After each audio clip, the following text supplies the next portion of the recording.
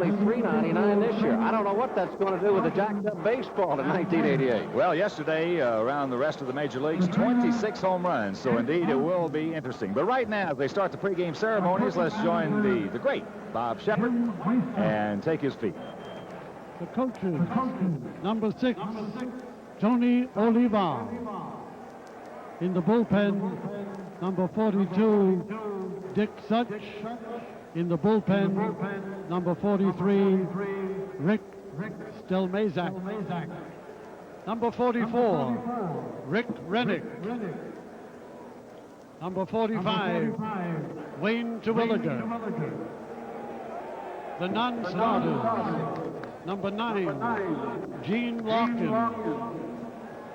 Number 15, Tim Laudner. Number 17, Les Straker. Number 22, Keith Atherton. Number 26, Al Newman. Number 27, Mark Davidson. Number 28, Bert Blyleven. Number 36, Joe Negro. Number 38, Steve Carlton.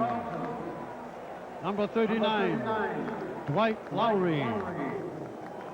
Number 40, Juan Berenguer. Number 41, Jeff Reardon. Number 53, Charlie Lee. Number 57, Tippy Martinez. The manager, number 10, Tom Kelly. And the starting lineup, in left field, number 32, Dan Gladden. At shortstop, number 7, Greg Gagne. In center field, number 34, Kirby Puckett. At first base, number 14, Ken Herbeck. At third base, number 8, Gary Gaetti. The designated hitter, number 25, Randy Bush. In right field, number 24, Tom Brunansky. Catching, number 11, Tom Nieto. At second base, number 4, Steve Lombardozzi. And warming up in the bullpen, the pitcher, number 16, Frank Viola.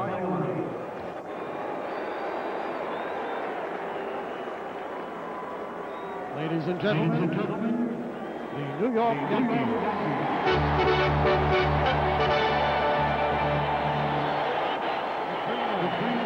Gene Monahan.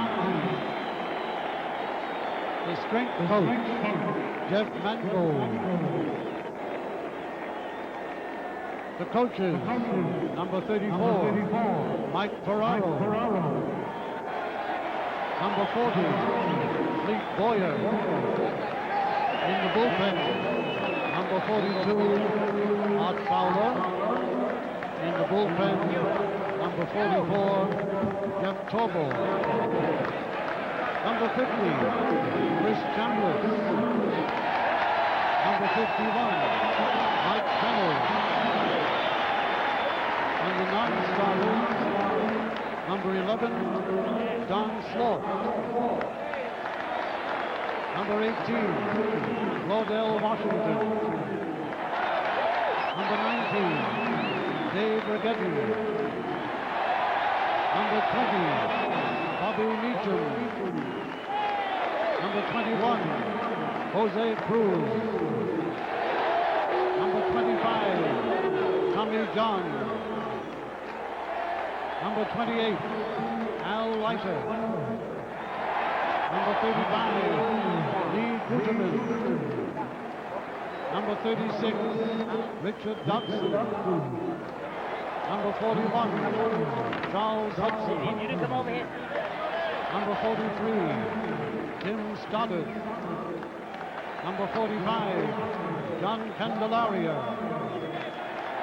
number 51, Cecilio Guante, and number 54, Jay Buhner. The manager, number 1, Billy Martin.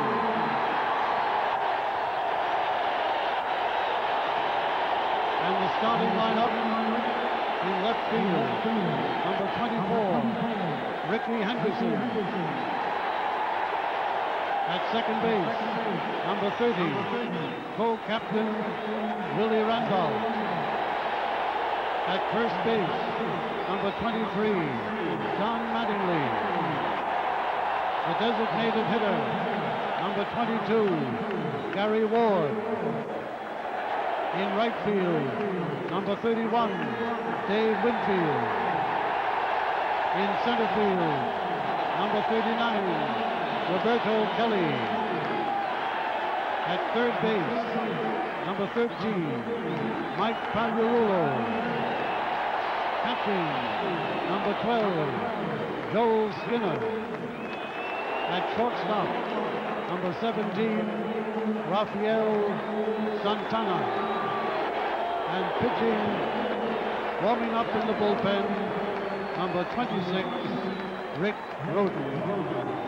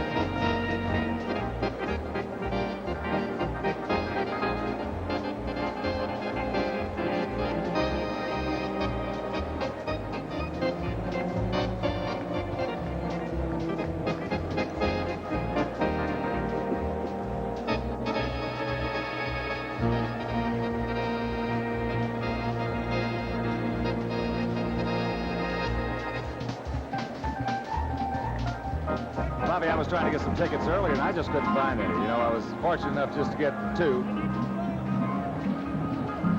But at that point, the tickets have just been gone. So it's been a situation that people are ready. They're ready for that possible summer Subway Series right here. So it's got a good chance. The Mets off to a big start yesterday, hitting 6 home runs in that ball game. And, of course, the Yankees coming out of spring training, as we mentioned earlier, the best record in all the major leagues. They seem to be ready, even with what we talked about, the Winfield-Steinbrenner controversy. The players say they're going to do it. They're healthy, and we'll just have to wait and see. But as you mentioned, the way you're going over the lineups, the start of Joel Skinner, who Skinner, going into spring training, was really not expected to make this ball club. And all of a sudden, had a good spring, and then boom, he's in the starting lineup on opening day. Not many surprises, but that is a surprise that Skinner would be called on to be the opening day starting catcher here at Yankee Stadium. Talk about a youngster, Randy Velarde, had a terrific spring for the New York Yankees. Rafael Santana will start for the New York Yankees at shortstop this afternoon, but you got to look for Randy Velarde here in the very near future. Well, the competition in the American League East this year is going to be intense. No question about that. George Bell, with all the controversy that they've had over Bell being a DH, playing here, not playing there. Yesterday, Brett Saberhagen, hitting 3 home runs. First time that's ever been done. That was quite an auspicious debut for Mr. Bell. Well, I don't know what Jimmy Williams did. I know he made Bell mad, but I tell you what, that'll be a bad point as far as the American League itself is concerned. You can't make George Bell mad because he'll respond with the, like you said, he's the most intimidating right-handed hitter that you've seen in a long, long time. All right, we didn't have a chance in spring training to voice our opinion on it, but right now, very quickly, give me your top 3 clubs in the American League East this year. Well, I think the Yankees, if they stay healthy and the pitching staff stays together and stays healthy, I think the Yankees have an excellent opportunity to win it this year. I'll look for Toronto and Milwaukee to challenge the New York Yankees. Well, I'm going to go with New York again. It's a deep ball club as far as the talent they put on the field, but once you get by that, it's not a real deep ball club. So injuries could play a big, big factor. Now, you're looking at one of the keys right there, and a man who won 16 games last year, Rick Rhoden. He's going to have to stay healthy all year, as is Richard Dodson. And I think the big question mark on the ball club at this point is the rookie left-hander Al Leiter. But I'm going to pick the Yankees. I'm going to go with the Boston Red Sox second, and I'm going to go with Toronto in third place. So it indeed is going to be it should be a good race. Well, you know what, Hawk? I think if you look at the Eastern Division, as far as I'm concerned, it's probably the toughest division that it's ever been in baseball, since divisional play anyway. You've got 1 of 5 teams that can really, in that American League Eastern Division, finish 1st or 5th. And we mentioned 3 of the top. We didn't go as far as to go to 4th and 5th teams, but I tell you what, there are 5 quality ball clubs in the Eastern Division. Well, you picked Milwaukee 3rd, and talking to some scouts, they tell us that the best-looking club out in Arizona were the Milwaukee Brewers. They say they have it together, but again, they have some people who cannot afford to be hurt, namely Paul Molitor. But right now, after Willie Randolph and Tom Kelly have exchanged lineup cards at home plate, let's once again join Bob Shepard.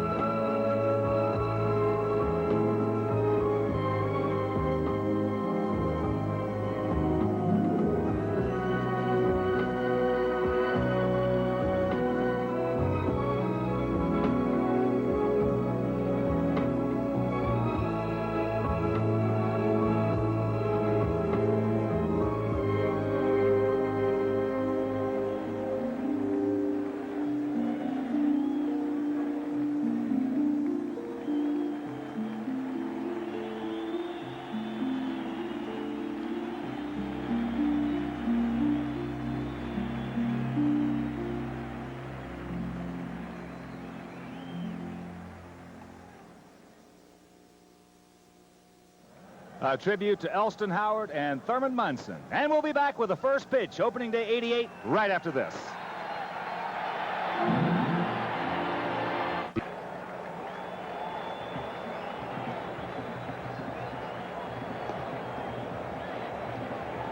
Well, back here at Yankee Stadium, the first pitch has been thrown.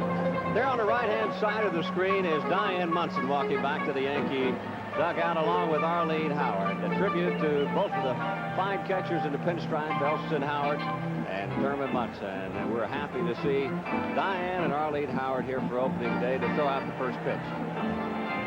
Well, we're about ready to get underway, but first of all, before we do that, we'll take a look at the New York Yankees 1980 defense.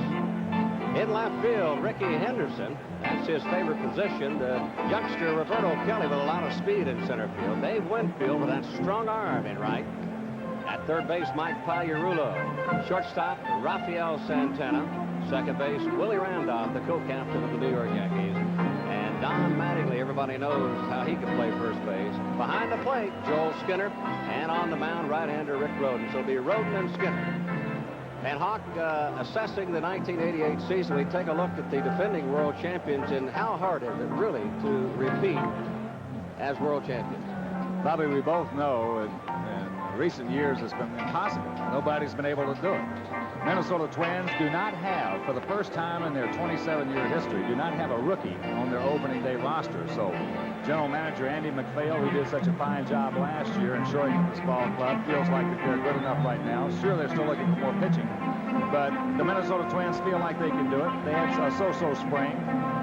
The pitching is a big question mark with him. But right there, as you look at the big right-hander, Rick Rhoden, taking his warm-up tosses.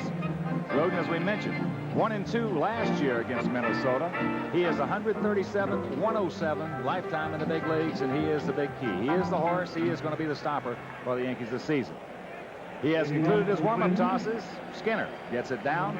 As you take a look at today's umpires, behind the plate it'll be Rich Garcia, Nick Bremigan at first, Rick Reed at second, and John Hirschbeck over at third. So a beautiful day for baseball. A good crew behind the plate and on the bases. And Dan Gladden, Greg Gagne, and Kirby Puckett will face the right-hander Rick Rhoden. Gladden last year hitting .249, 8 homers, 38 RBIs, and the first pitch of the Yankee 88 season. Breaking ball misses low and away, and the count 1-0.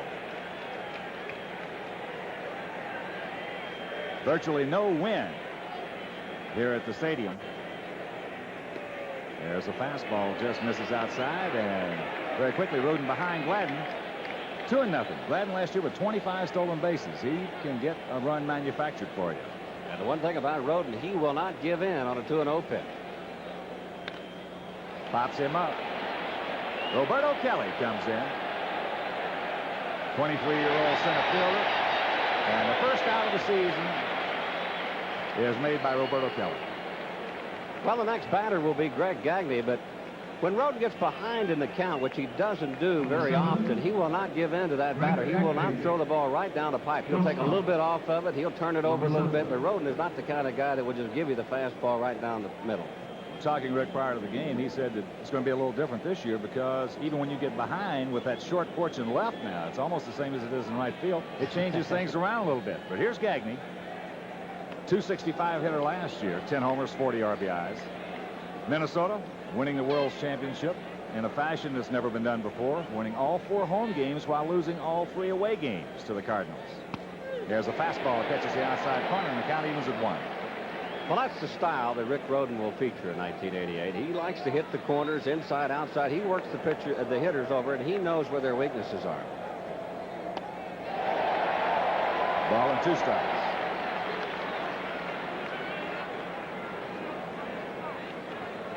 Outfield shaded towards right. Bit of a gap between Henderson and Kelly.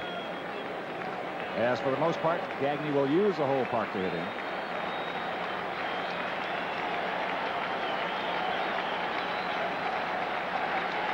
Got him. Good slider by Rhoden. And there's 2 out. Well, there's just no way that Gagne can reach this pitch right on the outside corner, and a beauty. That's going to get a whole bunch of them right there. You bet. Me and you both. Here's the center fielder, Kirby Puckett. .332, 28 homers, 99 ribbies last year. Out of Calumet City, Illinois. He's 5'8", 225 pounds, and Kirby looks like he's lost just a few since last season. He was a little hefty at the end of '87. Tags it on the grass at third.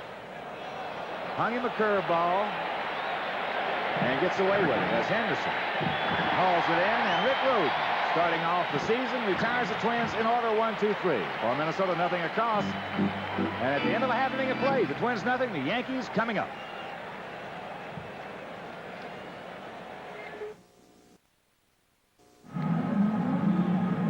No score, bottom of the first inning right now. Let's check the Twins for you defensively. In the outfield, it'll be Gladden in left, Puckett in center, Brunansky in right. Around the horn, Herbeck at first, Lombardozzi at second, Gagne the shortstop, Gaetti at third, and the battery of Tom Nieto, and the big southpaw out of Hempstead, New York, Frank Viola.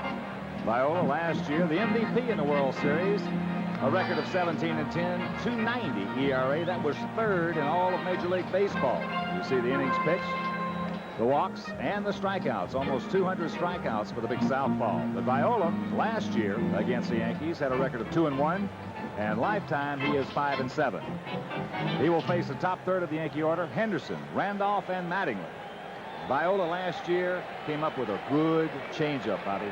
Well, he's got 4 quality pitches to go along with that changeup and fastball and that breaking ball, and he will give a left-handed batter fits in the lineup. That's the reason the Yankees are going with a predominantly right-handed hitting lineup today. Well, the pitch that really sets up the right-handers for him has been that change. He fell in love with it last year and had good success. As a matter of fact, in a couple of starts, he threw it a little too much, and they backed him off.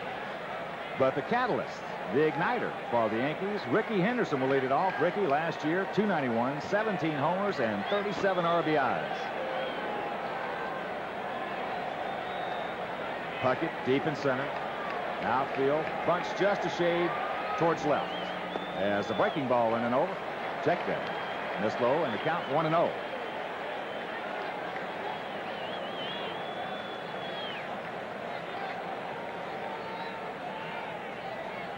Nieto sets to the outside as he misses low, and the count 2-0. And talking to Billy Martin, he's just going to turn Henderson loose this year.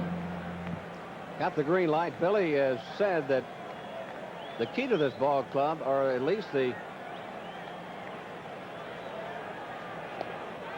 Another off-speed pitch misses, and the count 3-0. The big hidden factor is that the Yankees have speed, and he's going to use it, along with Rickey Henderson. In fact, he says that Rickey Henderson should at least steal 100 bases or more.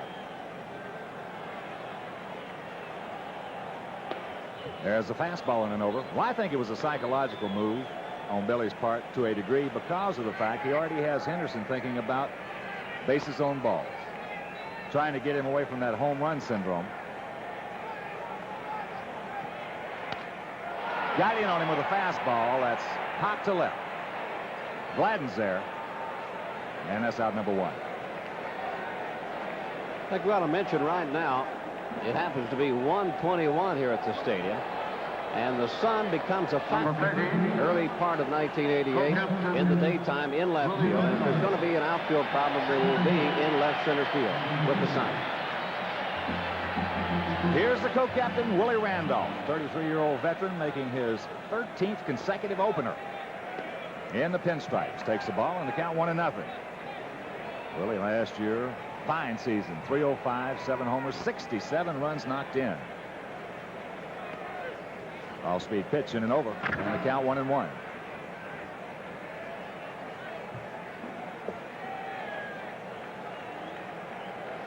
Gaetti even with the line at third, as that pitch just misses the outside corner. Viola wanted it, and it's 2 balls and a strike. Willie last year with that terrific concentration before injuring his knee, trying to pick it right back up. Chopper, foul, and it's 2 balls, 2 strikes.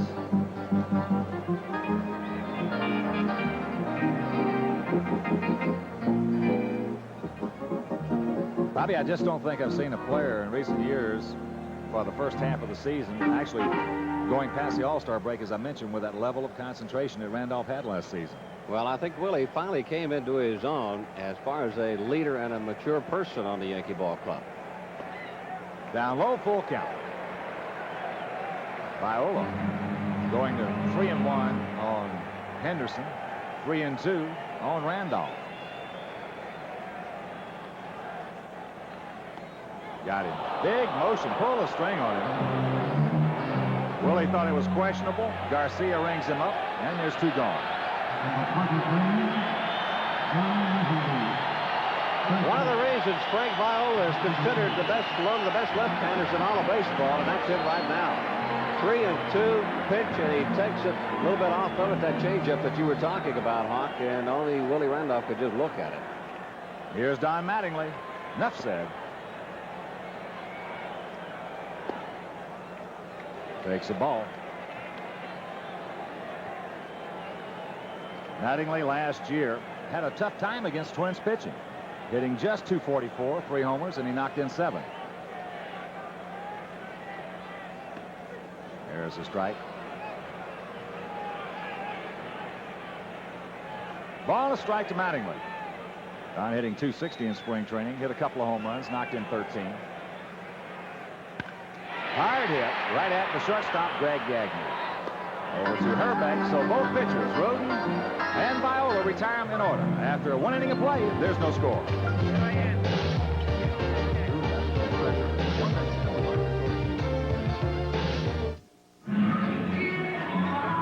Top of the second inning. And along with Bobby Mercer, this is the Hawk Ken Harrelson from beautiful Yankee Stadium. Nothing across as Roden and Viola have retired the first three they have faced. Here in the Twins' second, it'll be Hrbek, Gaetti, and Bush. Tough to repeat graphic team since 1955 to successfully defend the title. The Yankees, the Oakland A's, in 72, 3, and 4. The Big Red Machine in 75 and 76, and in 77 and 78, Bobby Mercer. The Yankees once again. So there hadn't been a whole bunch of parts. I'll tell you what, every club that we saw there that did repeat, they were solid ball clubs. They didn't have any homers. You know, the one thing that just popped in my mind looking at that, they were all smart clubs. They knew how to play. They didn't beat They knew how to win.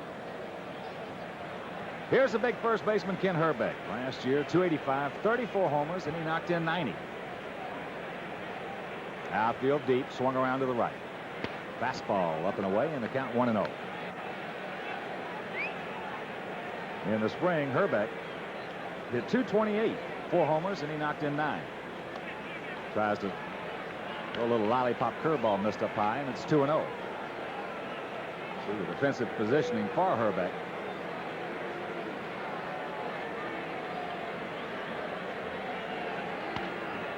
Good fastball. Got in on the fist of Kent. Popped up. Pags having a little problem with it.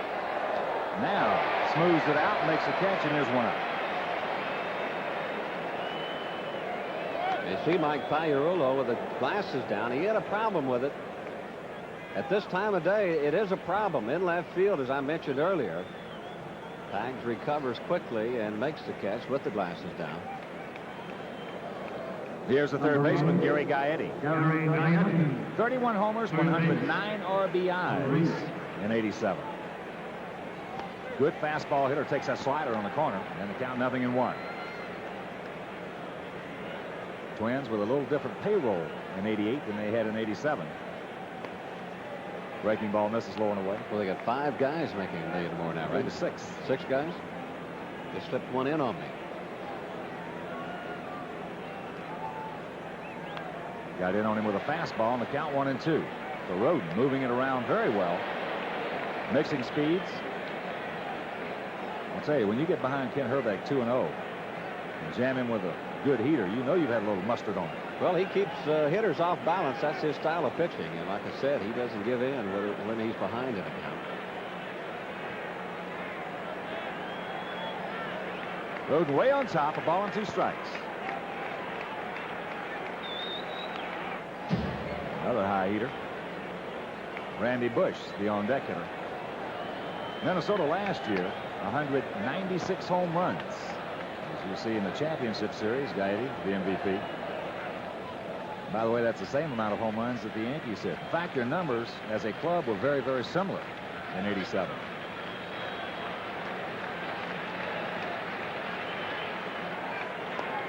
Breaking ball misses. 2-2 the count. Yankees won 89 ball games. Minnesota won 85. These clubs split 12 last season, 6-6. Yankees had a 4-2 edge here at the stadium, and the same for the Twins at the Metrodome. Full count to Gaetti. Well, we've talked about the Western Division, and we've talked about the Eastern Division, how strong the Eastern Division is, and has been for about the last 5 years. The Western Division has won the World Championship the last 2 years in the American League. Breaking ball. A little something off the slider, had Gaetti out in the front. No seats available here at the stadium.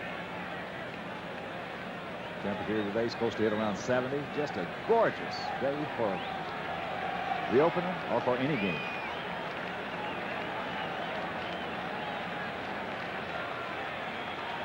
Got him. Fastball out of half of the plate.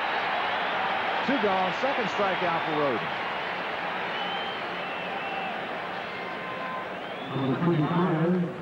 What a gorgeous pitch by Rick Roden on a 3-2 count. He started the ball actually outside, and then he just runs back over the outside part of the plate. Here's the DH, Randy Bush.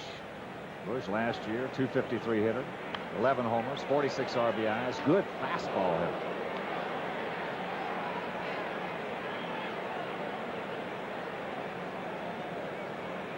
Well, with the new dimensions here at Yankee Stadium for 1988, I don't think left-handed power really makes any difference now. Well, you're going to see left-handers going to left field Yeah. and hitting home runs that way, which is something that's never been done here. No. I only called one last year, and that was Pags did it twice. Pasqua did it, and Pags did it. As Bush can't get the fastball, and the count 1-2. Well, I think we have to talk about this. I was a dead pull hitter, but I made myself a pull hitter because of Yankee Stadium. When I played here, it was 296 down the right field line. It was foolish to try to hit the ball 430 in left center field, so I was rolling those risks over. This is just a can of corn out there. Got him. Breaking ball on the outside corner, so Root picks up his third strikeout, has retired the first 6 Twins in order. After an inning and a half, no score.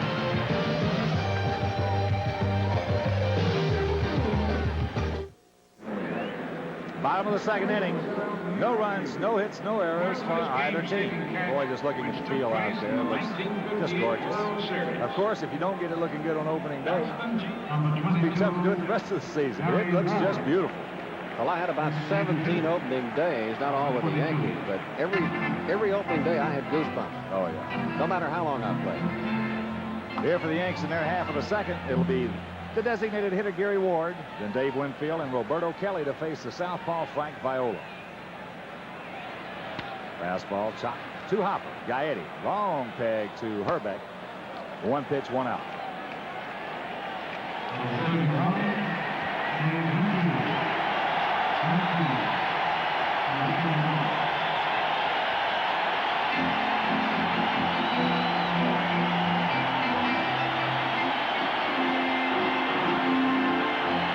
You'd have to say a pretty nice ovation for the fans here at Yankee Stadium for the big right fielder Dave Winfield.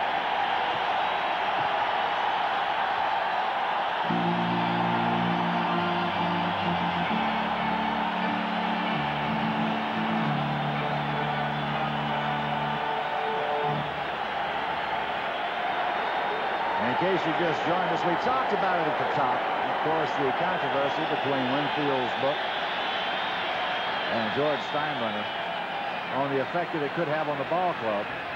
There's a strike in and over for Viola. My partner, Bobby Mercer, does not seem to think it's going to have too much effect. I do. I think it's going to have an effect before this thing is done. Well, not on the field. Maybe the clubhouse prior, after the ball game. There's a good change, and quickly it's 0-2. And I think whatever has happened and whatever effect it's going to have on an individual, if it has, I think it's already over with. I disagree. If it affects you in the clubhouse, it's going to affect you out on that field. It's just hard to turn it on and off like a light switch. Watch out as Viola pulled the string on Winfield. 3 pitches. He's gone. And the bat down by Clete Boyer.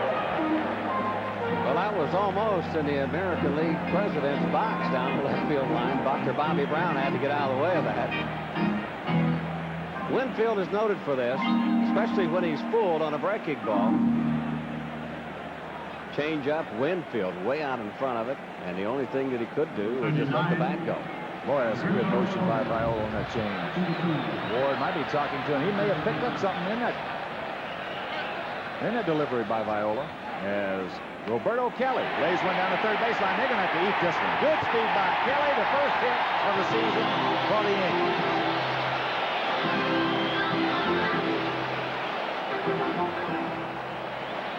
And he got a beautiful pitch to Bono.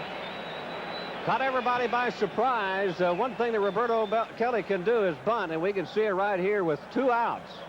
A perfect bunt down the third baseline. No chance for Viola or Gaetti. First hit of the ball game. The pitch. That was the thing. He got that big slow curveball from Viola, and that is by far the easiest pitch to lay down. So the first hit, the first base runner. And here's the third baseman, Mike Pagliarulo. Pags last year leading the club in home runs with 32. He knocked in 87. Outfield deep, especially Puckett in center. As a strike in and over. Well, they have the new balk rule this year. The pitcher must come to a complete and discernible stop with both hands on the ball and with both feet on the mound. Actually, 3 new rules being implemented for 1988 as there's a shot with foul. Watch out. You have the new strike zone. Purportedly, the new strike zone. Yeah. You have the balk rule, and the umpires have also been given the ability to throw somebody out immediately if they think that they are a pitcher, I should say, if they think they're throwing at a hitter without even a warning. So more and more pressure being put on the umpires. They don't need it, and they don't like it. Fastball high neck in, and the count 1-2. Well, I think the balk rule is just a farce. It's just that simple. The only thing they're going to do there is just cause and create more problems, longer ball games, and they're making it tougher on the pitcher. As far as the strike zone goes, these guys have been set in their ways. They're not going to change their strike zones. Maybe a week into the season, they might try it, and then after that, it's going to be history. There goes Kelly. Shot with foul. Roberto with a good jump. Nieto was not going to throw him out. Well, it was a farce as far as the balk rule was concerned in spring training. Of course, that was new. They wanted to let everybody know that they were going to at least be looking at that in spring training. I don't think they will be as forceful during the regular season as they were in spring training about the new balk rule. But they want everybody to be aware of it. Well, anytime that you give a rule that's interpreted by the individuals themselves like that, you're going to have just a big mismatch of interpretation. They had 3 on Clemens yesterday, I believe, for the Red Sox. But again, you're talking about all these umpires, and they're going to view it and look at it in different ways, so all you're going to do is confuse the pitchers. Yeah, but every rule that they have out on the baseball field is an interpretation by the umpire. So it's up to him anyway. 1-2 pitch, high heater. And Pirates can't get on top. That'll do it for the Yankees, but they come up with a hit. No Minnesota errors, the man left, and after 2, 0-0.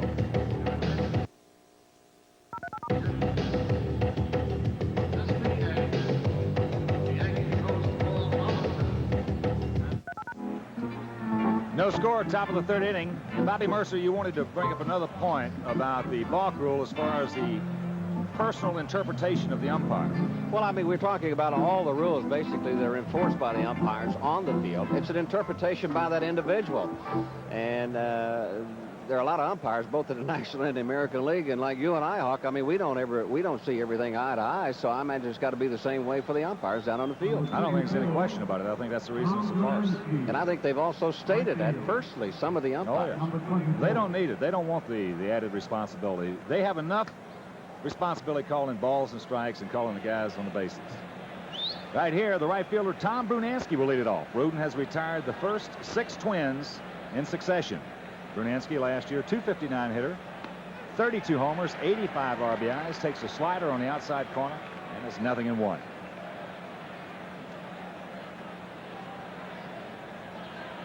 Fastball misses. A ball and a strike. Brunansky, 27 years old, out of California, one of the young Minnesota players. They have some young fellas in that lineup. Check swing on a fastball up and in, and they count 1-2. But you look at the ages of this club.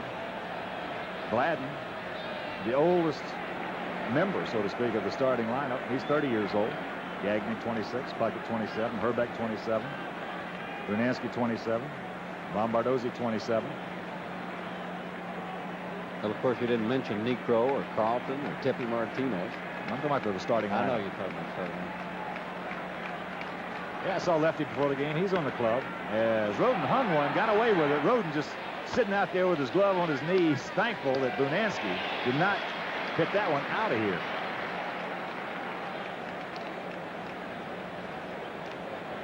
That's 2 breaking balls that he's gotten away with thus far.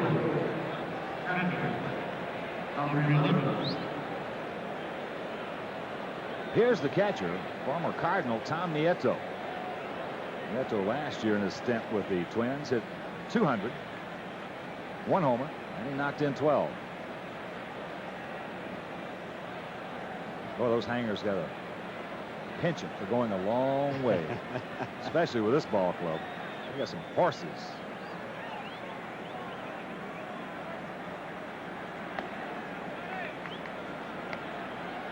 Off-speed pitch up high in the count, 1-0.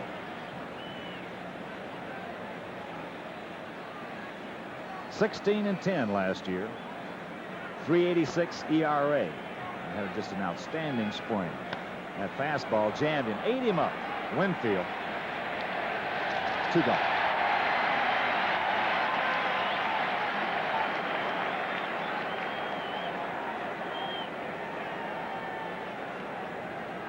Roden, as we mentioned, 4-1 in the spring.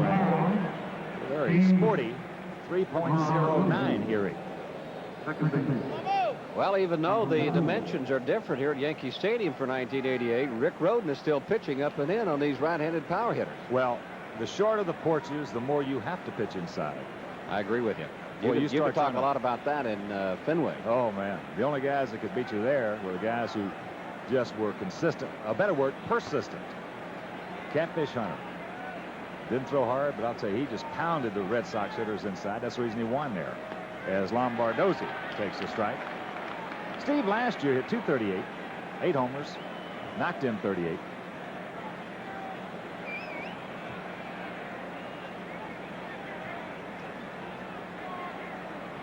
Now a little breeze is picked up, blowing from left towards right. Just missed with a curveball, and the count 1-1.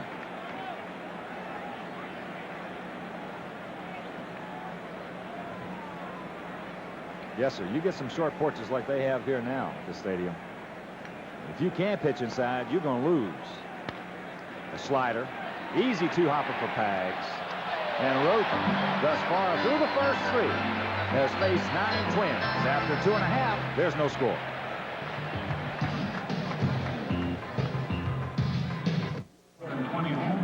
The big left-hander, Frank Viola, taking his warm-up tosses here in the bottom of the 3rd inning. Rick Roden, in case you just tuned in, has retired in succession 9 Minnesota hitters, while Viola retired the first 5 before a beautiful bunt single down the 3rd baseline by Bobby Kelly last inning.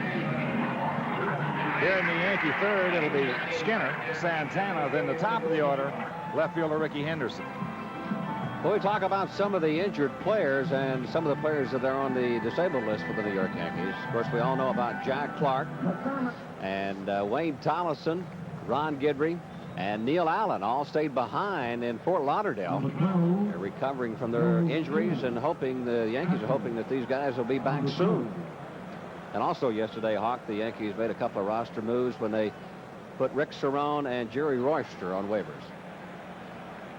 Here's Joel Skinner, who won himself a job in spring training. Takes the breaking ball. That's a good pitch by Viola. A hard breaking pitch coming down and into the right-handed hitter. Skinner, of course, as all Yankee fans know, had a tough go of it in 1987. As that fastball got in on him a little bit, and quickly, it's 0-2. Well, a surprise start, as we've mentioned, for Joel Skinner. Billy Martin wants Skinner behind the plate for his defensive ability, not for his hitting ability. And if Skinner will quit worrying about his hitting and just do the catching, he's going to be in there for a long time. Viola pulls the string on him. Well, there's one thing about it. He can throw as well. Or a better way to put it, there's nobody in this league that can throw better than Joel Skinner from behind the plate. He is a good defensive receiver. And maybe, just maybe, when Clark comes back, the Yankees will have enough offense to carry that in case he does not hit, which will make it a lot easier on Joel. I still think he has the ability to hit 250 or 260 in the big leagues. Fortunately, not a whole bunch of people who feel that way, but I do. 1-2 pitch off the end of the bat. Greg Gagnon. Easy play. Skinner, no speed. And that's out number 1. Well, checking the slate of games around the rest of the major leagues, only one other game. That'll be tonight in the American League, Seattle at Oakland. As you take another look at the ground ball to Gagnon. In the National League, Pittsburgh at Philadelphia, the Cubs at Atlanta, San Diego at Houston, San Francisco at Los Angeles. All those coming under the lights. Here's the new Yankee shortstop coming over from the other side of town, Rafael Santana. Takes a fastball strike. And as you mentioned earlier, Bobby, he was pushed hard this spring by Randy Velarde.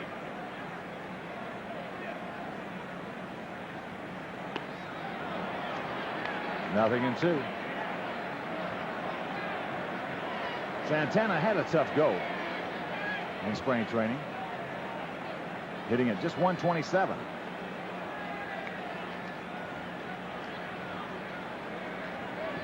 Checks it up, and a count of ball and 2 strikes. The only thing the Yankees are looking for from Santana is consistency. With the injury to Wayne Tollefson, Tolly still down in Florida nursing that operation.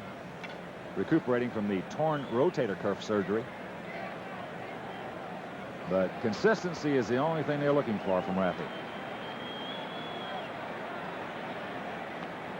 Pull the string way out in front. And Viola strikes out his 4th Yankee.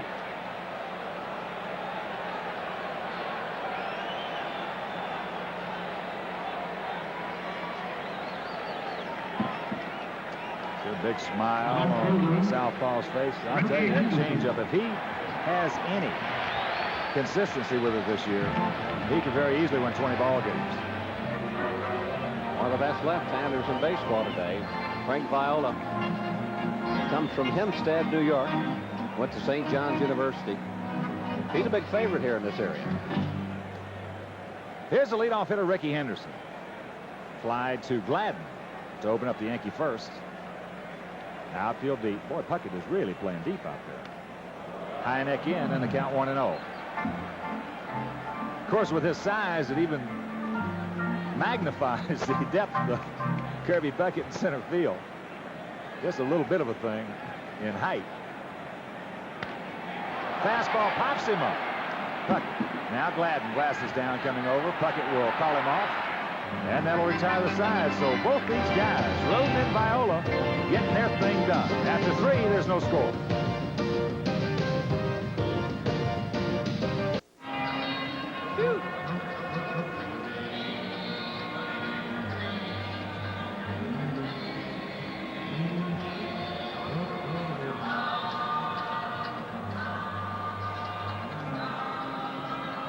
No score, top of the 4th inning. And along with Bobby Mercer, this is the Hawk Ken Harrelson from beautiful Yankee Stadium, opening day 88.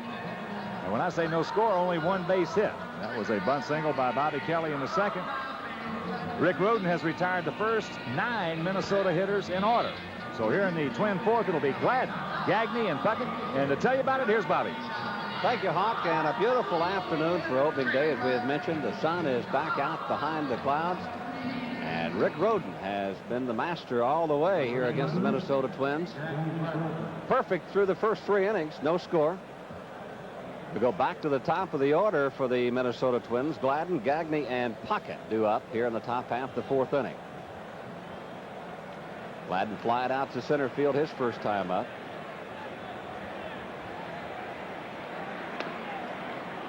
Up high with a fastball, Rodin starts Gladden off with.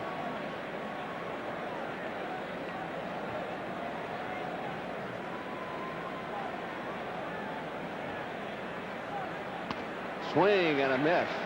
Rodin staying upstairs with that fastball on most of these right-handed hitters for the Twins.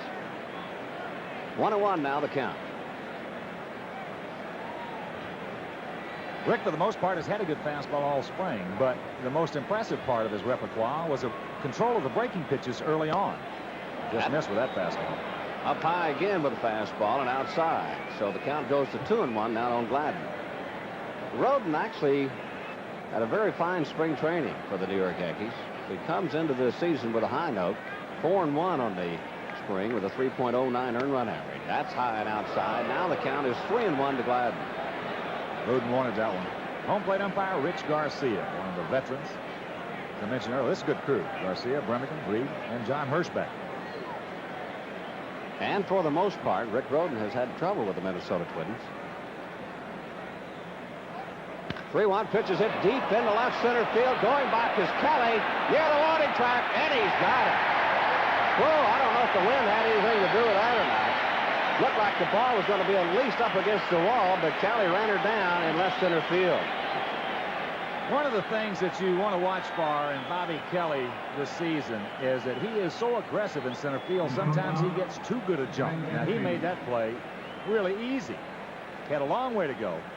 But you'll see him sometimes make some rookie mistakes out there in his jumps. He'll overcharge a ground ball, get caught in between. One thing about it, he can go get them. One down, and Greg Gagne steps in. Here in the top half of the 4th inning, no score. And Rodin starts Gagne off with a breaking ball that misses low and outside. By far the hardest hit ball off of Rodin by the Minnesota Twins in this ballgame. Swung on and missed. That fastball up high, way out of the strike zone, but Gagne chased it. 1-1. Well, it's all right to throw the fastball up if you're on top of the strike zone. because it's awful tough for those right-hand hitters to get on top of it. Especially when you can't swing at it, when it's too high. Well, as I say, as long as you keep it on top of the zone, then you can pitch up there. But if you get it down a little bit up high, then you're in trouble. Swing and a miss. That was a slider. What Rodin tries to do out there is he just tries to enlarge the hitting area by in and out, which is the way 95% of the pitchers do it. But he also tries to go up and down. He tries to enlarge it up and down as well. Breaking ball misses low and outside. The count goes to 2-2. Rodin knows the strengths and the weaknesses of all of these hitters around the American League, and he pitches that way to every hitter. Smart pitcher, Rick Rodin. Little semi-jam shot. That's a major league jam job right there. Well, one thing about Rick, though, as you mentioned, 34-year-old veteran, 137 wins in the big leagues against 107 losses. He will go at a hitter's strength. But again, what he will do, if he knows a right-handed hitter is a good high fastball hitter, he'll just go up a little higher. Because that high fastball, obviously, is the one that looks best to the hitter. You can see it better. 2-2 count coming on its way to Greg Gagne. Down in dirt. 3 balls and 2 strikes now to Gagne. And a lot of times, especially coming over from the Dodger organization where he started his career and then going to Pittsburgh, Rodin, those Dodger pitchers were taught. The hitter will tell you his strike zone. Just look at his hands. Hit deep down the left field line. That's going to be extra base hit. Ricky Henderson over. He'll play it off the wall and deliver it back into Bobby Meacham. A stand-up double by Greg Gagne, and the first base hit, extra base hit in this ball game by the Minnesota Twins. Watch the location right there. 3-2 fastball, not too much on it. And there again is a pitch that Rick can be a little thankful did not leave the yard. A lot of guys are going to hit that 3-2 more or less nothing fastball hard. That'll bring up Kirby Puckett, the center fielder. He's 0 for 1. Fly it out to left field. First inning. The first threat of a Minnesota Twin. Down to second base, Greg Gagne. The first 2 batters up here in the top half of the 4th inning have hit the ball hard off of Rick Rodin. And a nice stop by Joel Skinner. Breaking ball to misses way low and outside. 1-0 now on Puckett. 1987 had highest batting average, 332 since Rod Carew in 1978. Here's a tough spot right here for Randolph and Santana because Puckett can move the ball to the right side, so Willie's got to hold his ground. Gagne can get a good lead down there. Last year, Gagne had just 6 stolen bases, but right here, if Santana or Randolph does not make a move to hold him on a little bit, he can get a big jump. Much easier play, excuse me, Bobby, if you got that right-handed pull hitter up there for the second baseman. When you got Puckett who can spray the ball all around, you got to hold your ground. 1-1 count now on Kirby Puckett. 1 down here in the top half of the 4th inning. Gagne leading off down at second base. Short lead by Gagne. That fastball just misses inside. 2-1 now on Puckett. Well, I can't say that this is a sign that Rick Rodin would be losing his fastball or his stuff here early in the ball game. He set the Minnesota Twins down the first 3 innings, but first 2 guys here, Hawk, leading off this top of the 4th inning, have hit the ball hard.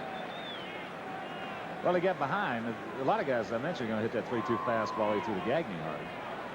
And then the Gladden pitch, 3-1 fastball. So the count is going to determine how aggressive these guys are. And believe me, this is a very aggressive offensive club.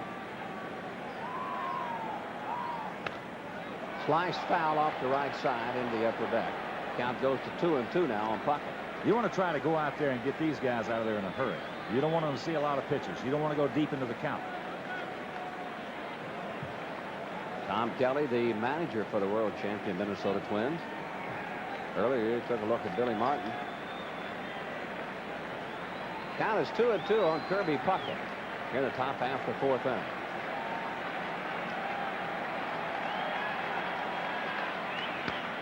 A little chopper off the left side. Rodin will have to hurry. No play on Puckett. Gagne will move to third, and the Twins have runners at first and third with only 1 down. There was Rodin's disappearing sinker. Watch the pitch. That just goes down. Not anything he could do. That swinging bunt down the third base line, he's just got to eat it. The only potential play he would have had would have been at third base if Gagne had made the big turn. The disappearing sinker. You see that a lot from Roden when he's behind in the count. Kent Hrbek steps in. He popped out to the third baseman his only time up. Runners at first and third for the Twins and one down. Yankees a double play down. Popped up off the left side. Will he stay in here? Hierro over by the Twins dugout. With the blasters down, he makes the catch. The runners will haul. Big pitch by Rick Roden in that situation. I just think he absolutely just froze Hrbek right there. I think that's the last thing that Hrbek was looking for was a fast. Look at the location right here. Fastball right there. Right there. Ooh. And I think Roden, or check that, Hrbek probably was looking for something all speed in that situation, and Rick gave it to him right down the middle. I'm not sure Hrbek will ever see another pitch like that from Roden, especially in that situation. You can look at the frown on Hrbek's face. He wants that one over again. 2 down. Gary Gaetti. Got to be careful with Gaetti. Puckett on at first base. He represents some speed down there. Fastball just misses outside on Gaetti. Gaetti struck out his only time to the plate.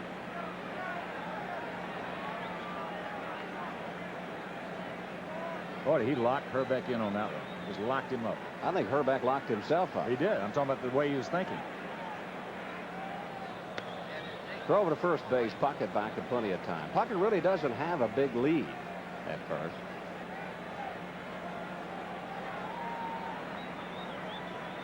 They're going to give Gaetti a chance to hit against Roden, I think. Well, you don't want to leave him at the plate by having somebody steal a base. Ground ball to shortstop. Santana over Randolph, and Rick Roden pitches out of this jam here to top half the first inning.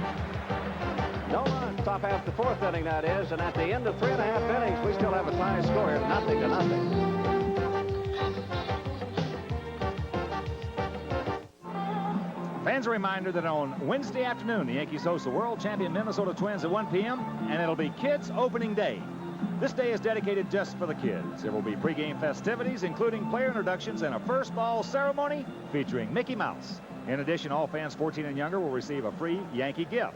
Yankees and Twins wrap up this 3-game series on Thursday night. Game time 7:30. Tickets for all Yankee home games are on sale at the stadium or through Ticketmaster. So for more information, just call the Yankees at 212-293-6000 or Ticketmaster at 212-307-7171. Pride and power of the '88 Yankees. Bottom of the fourth inning here at Yankee Stadium. Bobby Mercer along with the Hawk Harrelson. Willie Randolph will lead it off for the Yankees. He's 0 for 1. Struck out in the first inning. Frank Viola in charge for the Minnesota Twins. Viola and Roden in a pitcher's duel. Roden ran into some trouble back in the top half of the fourth inning, but pitched his way out of it. Fastball up high to Randolph. It will be Randolph, Mattingly, and Gary Ward due up here in the bottom half of the fourth inning with no score. Sliced off to the right side and foul. What a beautiful day. We keep mentioning it. Here, opening day 1988, Yankees against the world champion Minnesota Twins. A capacity crowd at Yankee Stadium. Take a look at it. Not a seat in the house. 1-1 on to Randolph. Line sharply past Gaetti down the left field line. Randolph will round first base. Black will pick it up, and the Yankees have their leadoff man on here at second base. Willie Randolph here in the bottom of the fourth inning. There was some good hitting by Randolph. He struck Randolph out on a 3-2 change first time up. Now with a 1-1 count, comes back with a fastball up and in, and Willie just wheeled on it. That's good thinking. Randolph down at second base. Nobody out here in the bottom half of the fourth inning. Nothing score. Don Mattingly. Mattingly bounced out to the shortstop. Gagne hit the ball sharply. He's 0 for 1. Mattingly will be trying or looking for a pitch that he can pull the right side. If he doesn't get a base hit, at least it'll move Randolph up to third base. Swings and fouls a breaking ball off. That wasn't really the kind of pitch that you look for to pull the right side. Not at all. And if he hits it, the ball's going to be up the middle someplace. But facing Viola, the tough left-hander, when you're the left-handed hitter, regardless of what your name is, a lot of times it's just tough enough to go up there and just make good contact or try to make good contact with it, much less manipulate. Well, we failed to mention that the pitcher knows that Mattingly's also trying to hit the ball the right side. Look where Nieto's setting up. That fastball misses low and outside. The count goes to 1-1 now on Mattingly. I'll tell you, there is a pro-con position that's taken on this scenario right here. When you get a Mattingly up there, I, for one, had just seen him go up there against a tough left-hander.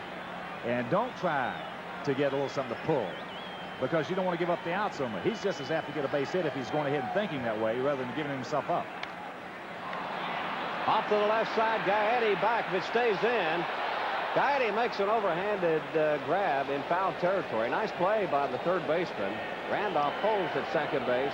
Mattingly did not get the pitch that he wanted to pull the ball to the right side.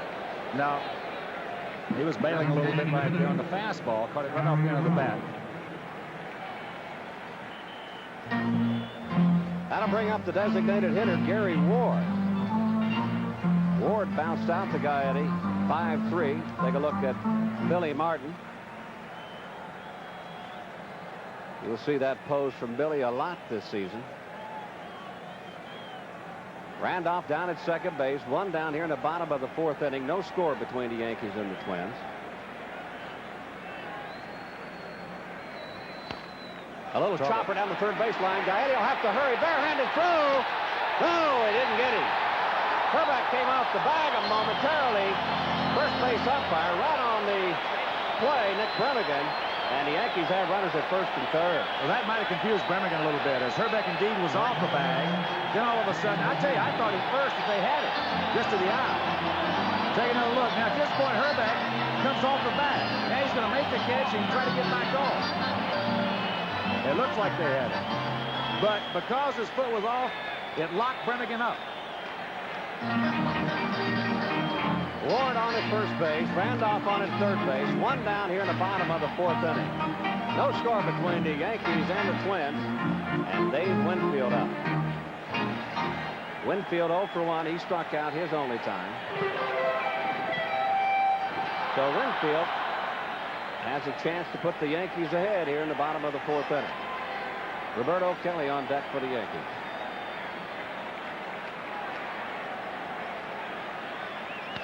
Line drive, face hit into left field. Randolph will come in to score. The Yankees take a 1-0 lead.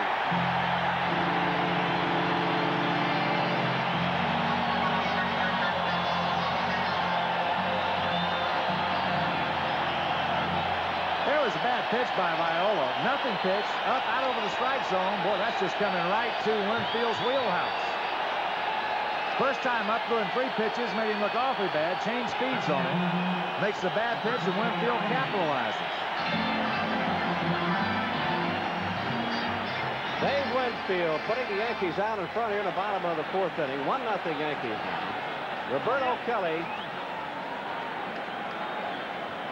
had a beautiful bunt base hit down the third baseline in the second inning. Runners at first and second for the Yankees.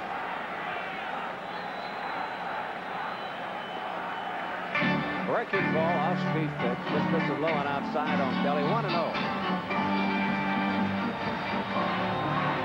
Well, Ward will need to get a big lead down at second base. Not a lot of speed in Gary Ward. The only thing that's helping him is the outfielders are playing so deep. Right now, it looks like that it would take an extra base hit to score Ward from second base. No. Gladden's deep in left. Puckett's deep in center. Bernansky is the only guy that's got a chance. Of course, all 3 of those guys have decent arms, with the weakest one being in left.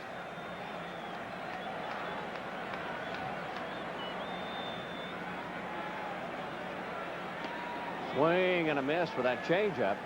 Kelly way out in front. Count goes to 1-1.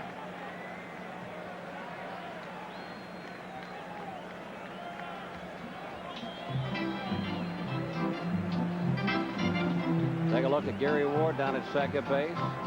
Dave Winfield at first base. And the count is 1-1 on to Roberto Kelly, with Mike Pagliarulo on deck for the Yankees.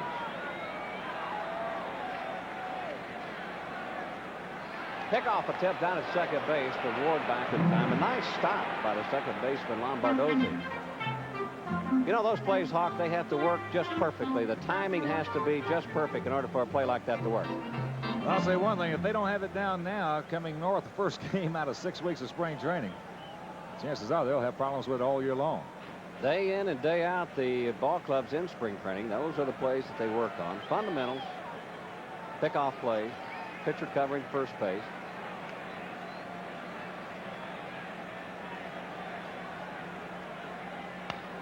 Base hit into left field.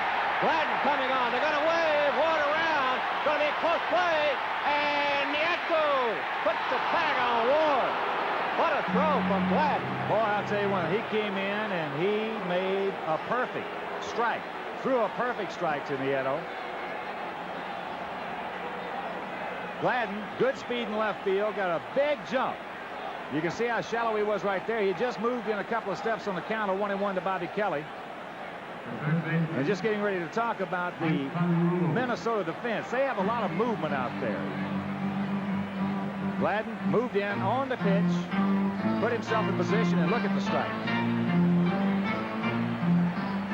And there again, that pickoff play prior to the pitch may have cost a run right there. May have slowed him up just a step. 2 down, Winfield on at second base, Kelly on at first base. Mike Pagliarulo, the left-handed batter, steps in. He struck out his only trip. Hit deep into center field. Puckett going back on the water track. Over the fence. Home run. 3-run home run for Mike Pagliarulo. Yankees take a 4-0 lead.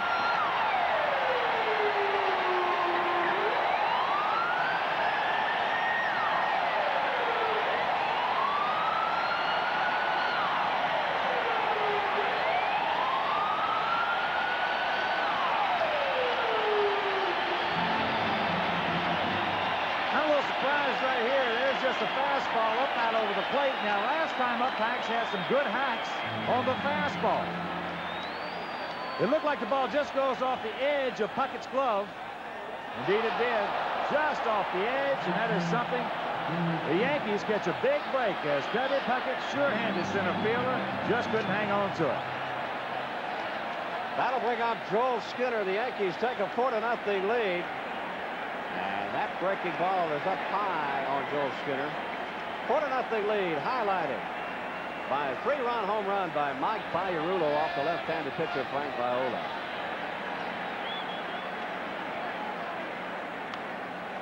Pop foul and back out of play.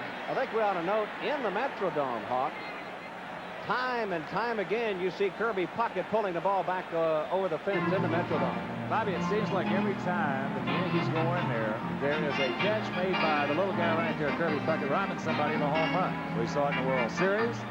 We've seen it on highlight shows all throughout the season. That one he could not hang on to. 1-1 pitch, a good cut by Joel Skinner.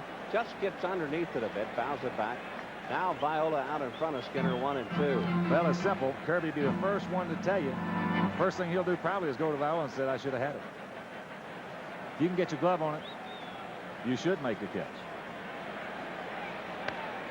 Foul back and out of play off to the right side. Well, looking at it on the replay, I think he should have had it. I think he just misjudged his place as far as closest to the fence. Right. That's easy for us to say. Well, you've been out there. Yeah.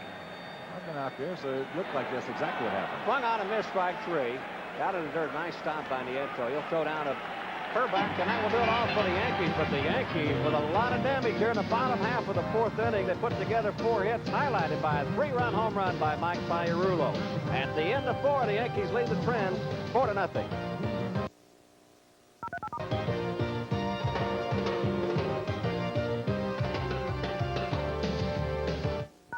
Hey, what's your problem? Our gas heater is off. Do you smell gas, 243-278? Well, no, but we're freezing. Well, we'll be there eventually. But do call immediately if you smell gas. Futura Oil Heat, how may we help you? Tired of Yes, big Mr. utility service I see. hang-ups? I'll send your serviceman right over. Discover the warmth of oil heat. Yankees on top, 4-0. Top of the 5th inning. 3 of them coming on this Mike Pagliarulo home run. Right off the edge of Kirby Puckett's glove. And as we just talked about, very seldom you see that little man. You can see he knows he should have had it. But the first home run of the season for the Yankees. And Pags, a big 3-run shot off Viola. Mike Pagliarulo, you're going to see Mike Pagliarulo rounding those bases quite a bit here in 1988. Off of elbow surgery here in the winter. Randy Bush will lead it off for the Twins here in the top half of the 5th inning. He's the designated hitter. And Roden starts Bush off with a slow breaking ball and misses outside, ball 1. It'll be Bush, Brunansky, and Tom Nieto. That pitch is up high. 2 balls and no strikes now to Bush. Well, the one thing Rick Roden won't do, or he shouldn't do anyway, with a 4-0 lead, he'll try to stay in front of that hitter. And as I say that, he goes to 3-0 on Bush. Well, he's not trying to pick right here. Sometimes you get out there, and the harder you try to throw a strike, the more elusive the plate becomes. That's a strike on the inside corner. 3-1 now to Bush.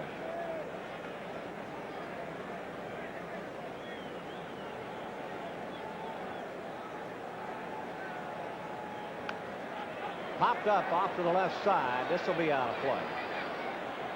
Now Roden comes back on Bush. The count is 3-2. Well, not a whole lot of action. In fact, not hardly any action the first 3 innings of this ball game. And then the Twins in the top half of the 4th inning, they threatened. They couldn't push anything across on Rick Roden. Runners at first and third. Roden pitched his way out of it. But the Yankees came back in the bottom of the 4th inning. Put together 4 base hits, highlighted by that 3-run home run by Mike Pagliarulo. It's 4-0 Yankees here in the top half of the 5th inning.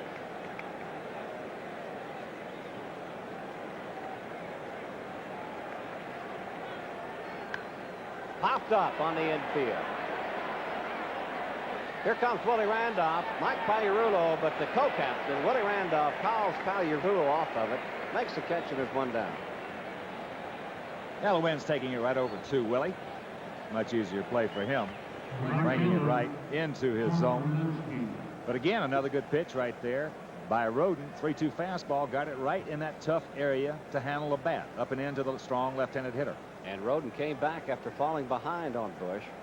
Tom Brunansky steps in with 1 down. Flied out his only trip. He's 0 for 1. Breaking ball sliced off to the right side into the upper deck and out of play.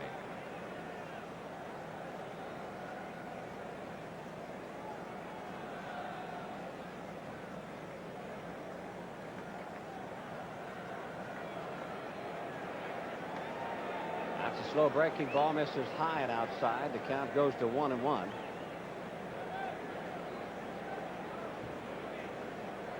Beautiful afternoon for the start of the 1988 season here at Yankee Stadium. 1-1 pitch popped up in the shallow center field, going back to Randolph. Easy play for Willie, and he hauls it in, and there's 2 down.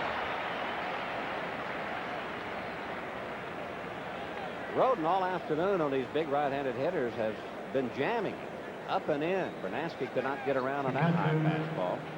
And that'll bring up Tom Nieto, the catcher. Flied out to right field. He's 0 for 1. 2 down here in the top half of the 5th inning.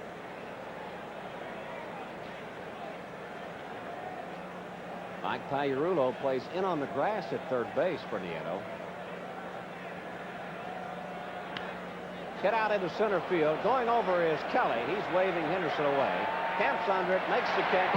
Nice easy inning for Rick Roden as he sets the Twins down 1-2-3 here in the top half of the 5th. At the end of 4.5, it's the Yankees 4, Minnesota nothing.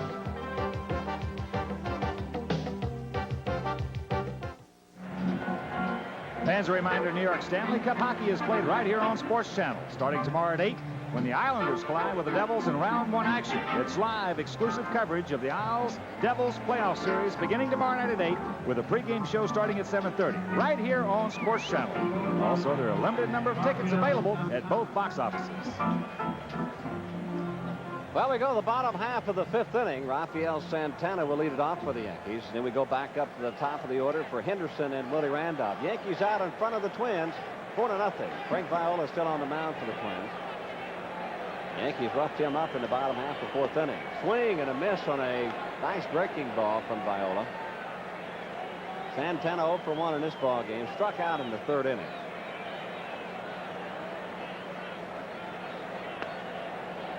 Breaking ball, a fastball that is, misses inside. 1-1 now to Santana.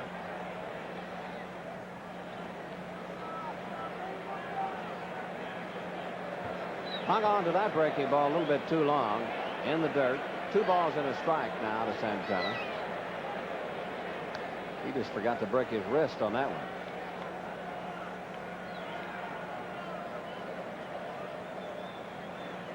Minnesota locked Frank Viola up this winter. Signed him to a 2-year, $2.9 million contract. Had breaking balls in the dirt. 3-1 now to Santana. Henderson on deck. Andy McPhail, the general manager, said of the Twins, thought it cost him a little bit too much, but he was afraid he may lose Viola to maybe one of the New York teams on the free agency market. So he decided to go ahead and lock him up for a couple years. Santana's on with the base on balls. Ricky Henderson will stroll over the plate. Nobody out here in the bottom half of the 5th inning.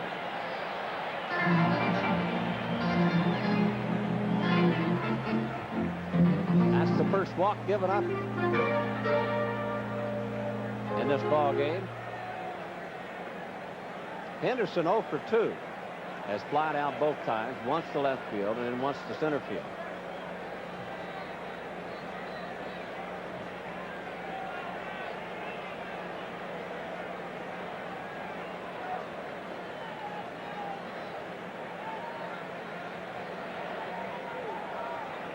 Nobody out here in the bottom of the 5th inning.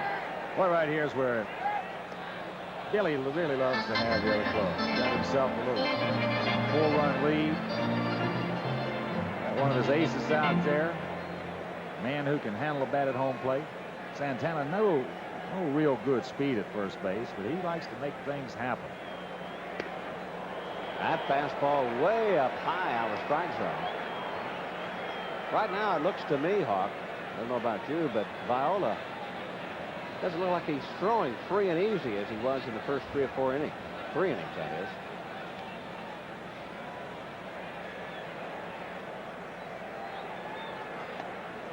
Breaking ball misses up high. 2-0 now to Henderson. Well, something's out of sync. That's obvious. Yeah, his mechanics are off. The big thing was the bad pitch to Winfield for the base hit to knock in the first run. Then he made a bad pitch to Pags. I think you have a tendency to give in to the left-handed hitter. That is. Hit deep to left field. Going back is Gladden. Out of here. Henderson, 2-run home run. Yankees lead 6-0.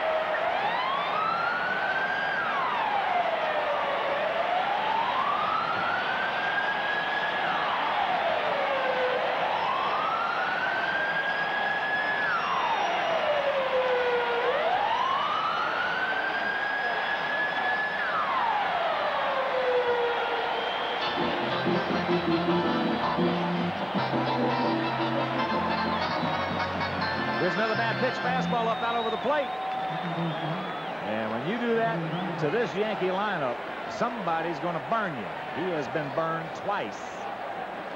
And that was a 2-0 fastball that Henderson took out of this ballpark. Willie Randolph takes the first pitch over the outside pitch. Take a look at Viola's reaction on this 2-0 fastball that Henderson knocks out of the ballpark. He knows it's gone. Down low for a ball. 1-1 now to Randolph. Your ears, when you're standing 60 feet away, your ears will tell you it's gone. Now the Yankees showing some power here in the 4th and 5th inning.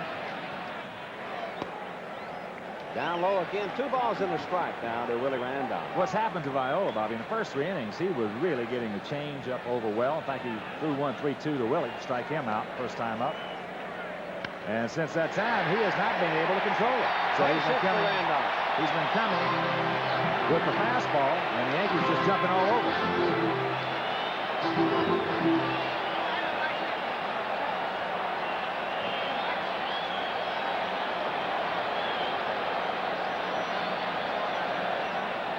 That's 2 base hits for Randolph in this ball game. He is 2 for 3.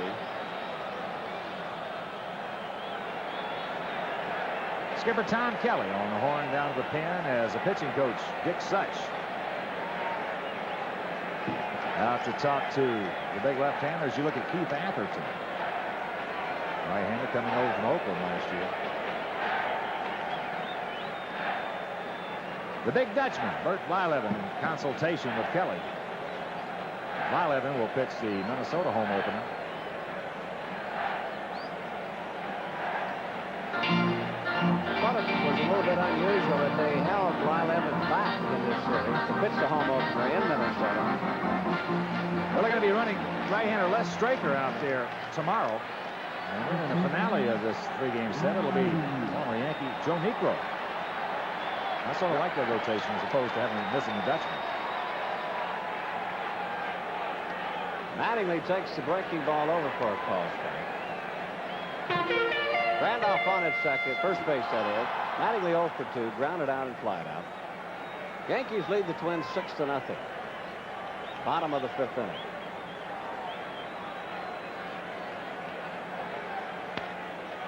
Slow roller off to the right side and foul. 0-2 to Mattingly. Well, a big bane last year in Minnesota, of course, was on the road. I believe they only won 29 road games, which was the lowest total of any divisional winner in history. So if you're talking about having problems on the road, they were just trying to, coming into the season, saying if they could just play 500 on the road or close to it. Different ball game for the Twins in the Metrodome. Randolph back. Yeah, the graphic example was, of course, last year's World Series.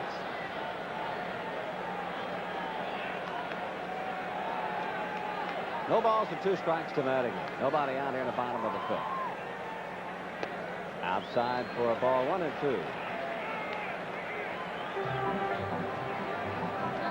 Right now, Donnie, you love to get one of those bad pitches that Viola's made in the last couple of innings thus far. In the first 3 at-bats he's had of them, he's made some tough pitches to Mattingly. Donnie down in the count right here. Mattingly saying, why me? Which you've done a lot of times. Like, got to get out there on the mound and getting 2-0, 3-1 on everybody. All of a sudden, first thing you know, you're 0-2, 1-2 every time you walk up there. And why Mattingly? Because he hits 335 or 350, knocks in 25 or 35 home runs. There goes Randolph. Grounder. Knocked down nicely by Hrbek. He'll make the play himself. Randolph moves to second base, and there's 1 down. Hrbek, after the exposure of the World Series last year, coming into more prominence to the public about his defensive skills at first base. Make no mistake about it, that big man can handle the leather down there. But right there with Randolph in motion, the only play was to go over to first. That brings up the designated hitter, Gary Ward, with 1 down, and Randolph on at second base. Yankees out in front of the Twins 6-0 here in the bottom of the 5th inning. Ward is 1 for 2 in this game. And that pitch misses low and outside for a ball, 1-0. As a matter of fact, you'll get a lot of Minnesota people telling you that Hrbek is a better first baseman than Mattingly. We'll sure have to talk a lot to make me believe it. Well, I've seen them both play. I don't believe it.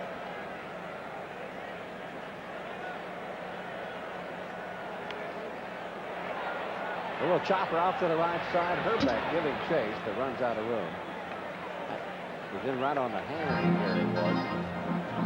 Yeah, Gary jammed himself right there. Had the breaking ball up, coming into him just a little bit, trying to move the ball that way.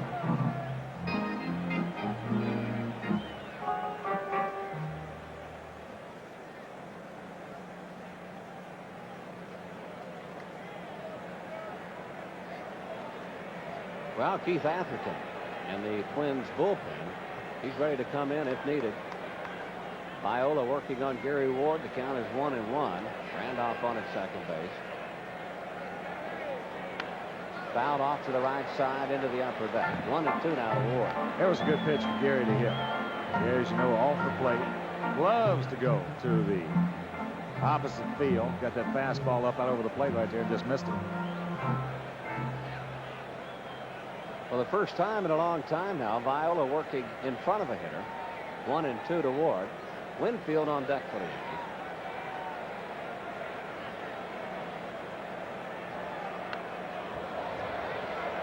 Ward staying alive, fouling that ball back. Count remains 1-2.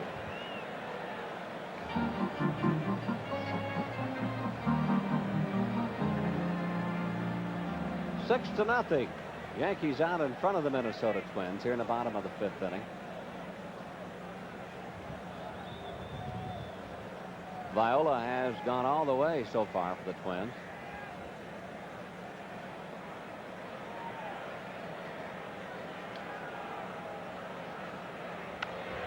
Slice foul.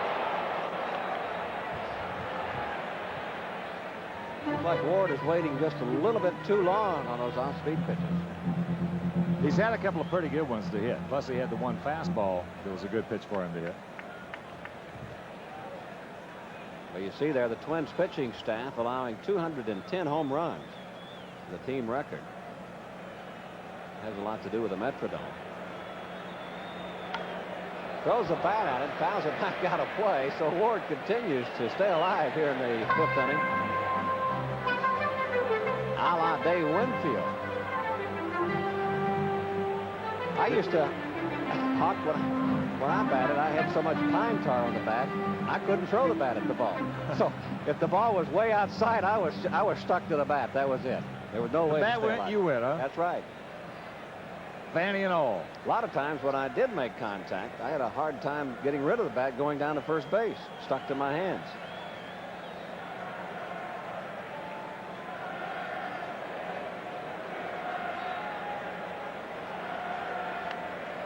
Foul back and out of play. 1-2. Well, a guy in this league who throws the bat, especially with two strikes at the ball, more often and fouls it off more often than anyone else is the Red Sox second baseman Marty Barrett. He will do that a whole bunch of times throughout the course of the year.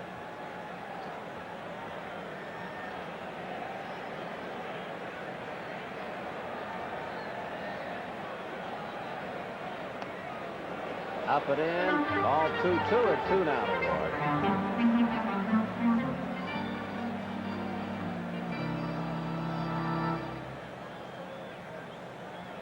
Viola was tough on the Yankees the first 3 innings, and the Yankees touched him up for 4 in the 4th and pushed her across 2 here in the bottom of the 5th inning.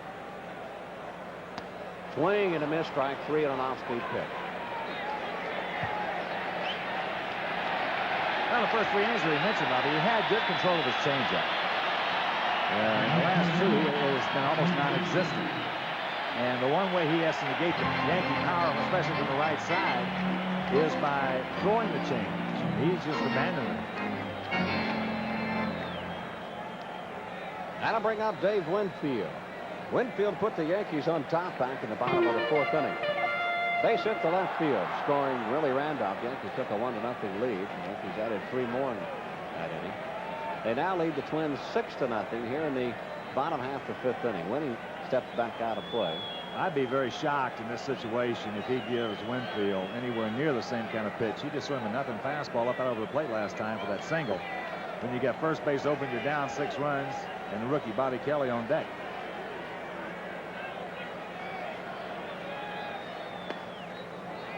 Well, the slider misses inside. 1-0 to Winfield. Of course, Winfield, been around a long time, knows these situations. He knows exactly who's on deck. The setting of the inning. And that's when you got to start thinking that way. You don't look for something down the middle at all. Off-speed pitch popped up on the infield. Got away with a hanging curveball. Gagne calling for it. He's got it. That will do it all for the Yankees here in the bottom of the 5th inning. Yankees lead one at the end of 5 innings of play. It's the Yankees 6 and the Twins nothing.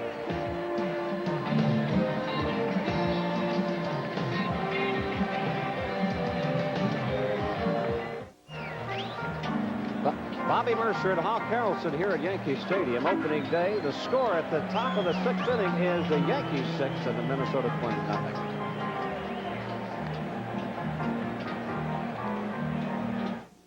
Travel for Yankees telecasts arranged through Eastern, the airline with convenient daily flights between New York and the beautiful beaches of the Caribbean. At Eastern, we've got your ticket.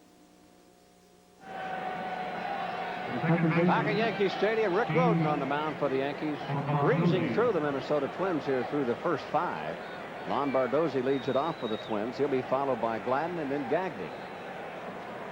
Lombardozzi bounced out his only trip. He's 0 for 1 in this ball game. Yankees out in front 6-0.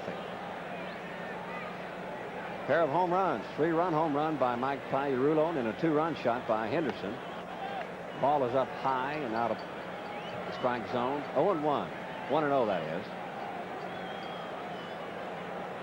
Rhoden will try to stay ahead of the hitters. Doesn't want to fall behind. 2-0 now to Lombardozzi. Take a look at the pitching line for Rick Rhoden.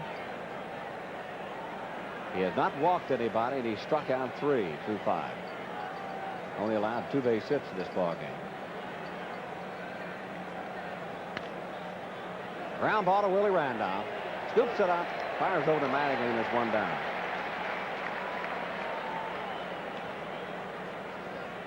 Well, once again, Rhoden falling behind on a hitter, but coming back and getting him. That'll bring up the left fielder, Dan Gladden. Well, his best pitch thus far has been the fastball. And the reason being, he's been taking a little off, putting a little on. He's kept him off balance. And that's what it's all about. Throwing strikes and changing speeds. And Rick Rhoden can do that well. Gladden 0 for 2, flying out to center field both times. And the first pitch is that fastball, but it misses high and inside. 1-0. Got a lot of black underneath his eyes, shade from the glare. Popped out of play. 1-1 now to Gladden. And cosmetic purposes as well. What do you mean by that? Well, a lot of guys wear it. You mean because it looks good. He's on stage? That's damn right. A lot of players do. Did you wear it? Well, certainly. Did he check his swing? No. It was on the outside corner anyway. That's what he was asking. Was it a strike or not? And Richie Garcia said, yes, it was. Breaking ball. You know, I tried to put that black stuff, that, what do they call that, cork? Yep. Underneath my eyes, but I did it one time and I got it all in my eyes, so it worked the opposite on me. Doesn't surprise me. Shallow fly ball into right field. Winfield coming over. And there's 2 down. I thought you could go put it in your eyebrows.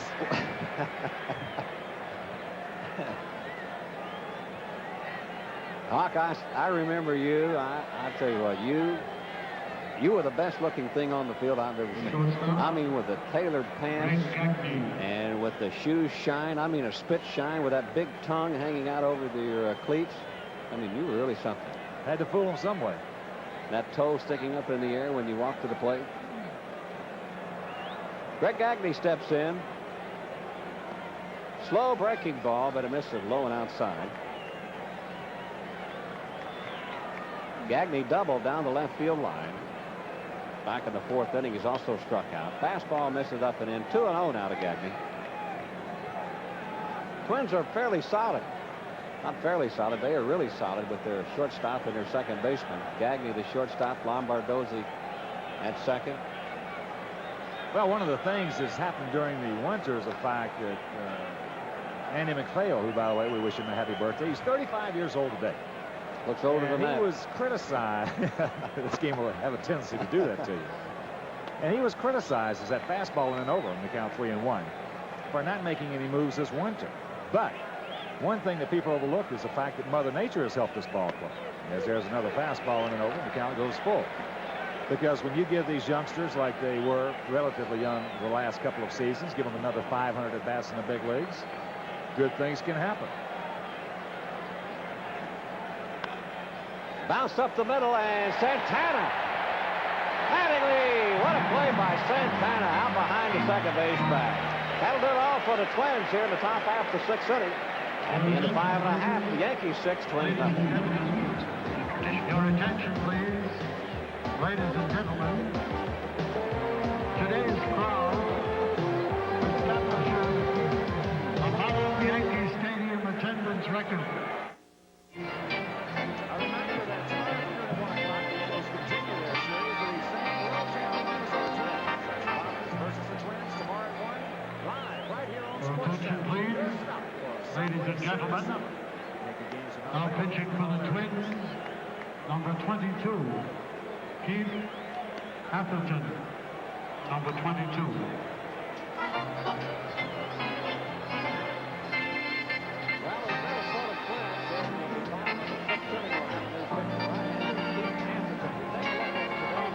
Of 55,802. That's a new regular season record for the new Yankee Stadium. I know the Yankees are happy about that. And the Yankee fans, take a look at them. They're happy about the Yankees being in front of the Twins 6-0 here in the bottom of the 6th inning. Especially off a tough left-hander like Frank Viola. Last year, 17-10 with Minnesota. And one thing about it, as we mentioned also at the top, Viola 2-1 against the Yankees in '87. The thing you want to try to do with him is just catch him a little early. That was, as we talked about, as you see the numbers in '87 on Atherton, 7-5, 4.54 ERA, 2 saves, is that it was a little perplexing that he went away from the changeup after the first 3 innings when he had just shut the Yankees down with virtually nothing. So Keith Atherton will take over for the Twins here in the bottom of the 6th inning, and the first batter he faces for the Yankees is Roberto Kelly. One thing about Viola, anytime you can get him, I don't care if it's opening day, June 16th, August 18th, you got to get him, because you don't get him that often. Kelly, 2 base hits on the day. He's 2 for 2. That fastball misses high and inside. Kelly's also scored a run for the Yankees. Yankees out in front of the Twins 6-0. Bobby Mercer along with Hawk Harrelson.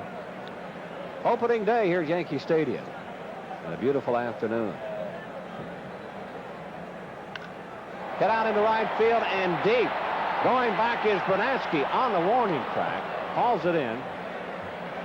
Kelly got under it just a bit, and Brunansky brought it down. Roberto has good power to the opposite field, but the one thing, the big thing, is having him get off to a good start. Youngster with that beautiful bunt. That was for the first Yankee hit in the 2nd inning. Then a line drive to left in the 4th. There's just even that was a confidence builder for him. Well, the guy that blew the game wide open, Mike Pagliarulo, 1 for 2, but that base hit was a 3-run home run. Back in the bottom of the 4th inning, off the glove of Kirby Puckett. This pitch is way inside. Atherton moves Pagliarulo off the plate. Now looks like Pagliarulo staring Atherton down. Yep.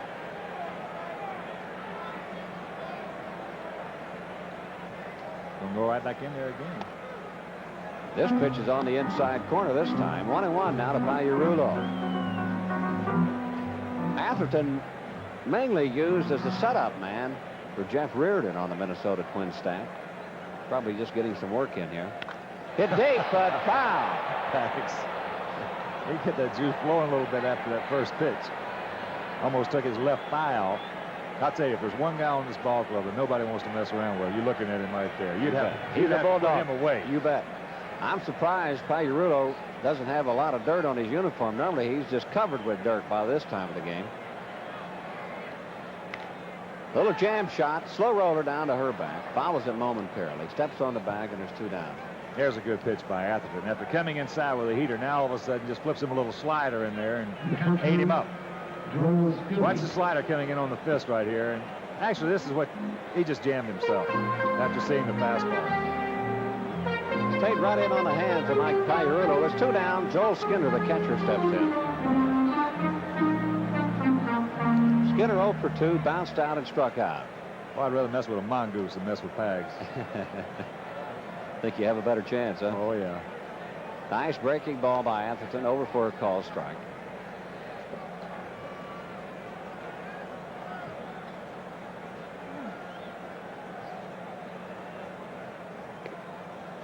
Low and outside. 1-1 now to Skinner.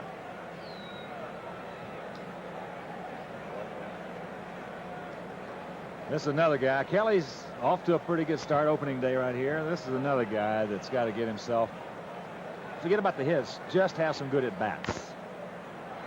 And get in the frame of mind like you were talking about a while ago, Hawk, about Kelly hitting the ball towards the opposite field. This guy has to think about the same thing. He's got to hit the ball towards the opposite field. He should move off the plate just a little bit and think about driving the ball the opposite way. I think it's just the opposite. I think he's got to get up on top of the plate because for the last 7 years that he's been trying to make in the big leagues, everybody's had him off the plate trying to go the opposite field, and he's been very unsuccessful with it. He's always looking for the perfect pitch, Bobby. Well, he swings and misses at that pitch. Strike 3 on Joel Skinner. 1-2-3 for Atherton here in the bottom of the 6th inning. At the end of 6, Yankees lead the Twins 6-0.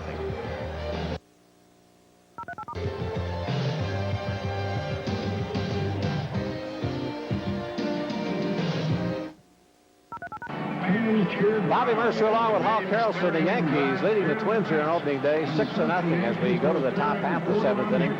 Hawk, take a look at this graphic here, the Martin effect. And what it means is what Martin has meant to those ball clubs as far as games are concerned. Well, the numbers speak for themselves. I think everybody understands the effect that Billy has when he comes back. 18 more victories his first year at Minnesota, 12 more with Detroit, so forth and so on. In 85, 10 more with the Yankees. So the Yankees last year winning 89 ball games. If he can have anywhere close to the double-figure effect, you're talking right at 99 or 100 ball games, which still, in this particular division, might not be enough to win it. 4 teams finished with 90 wins or more last year, so definitely a tough division, as we mentioned earlier. 5 of the teams could finish first in this division. We go to the top of the 7th inning, and here's the Hawk. Thank you very much, Bobby. Kirby Puckett will lead it off. It'll be Puckett, Herbeck, and Gaetti. 6 runs, 8 hits, no errors for the Yankees. No runs, just 2 hits, no errors for the Twins. Both those Minnesota hits coming back in the 4th inning. As that ball's hit hard in right field. Winfield right there reaches up. 1 pitch, 1 out on a linea to right. Matter of fact, Roden has retired the side in order 5 out of the 6 innings he has worked.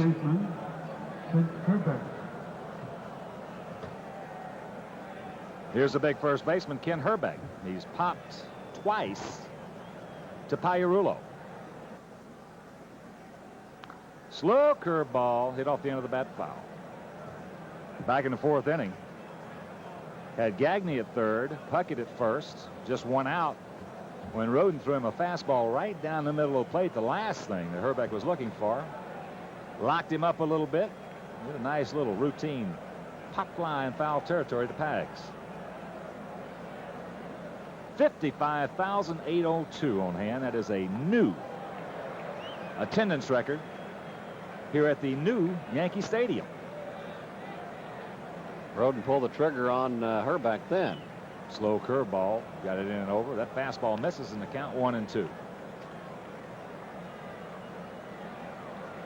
Yanks have had good success against Minnesota here at the stadium. As that's hit off the end of the bat, looped into right center field. Kelly's got good speed. 2 out.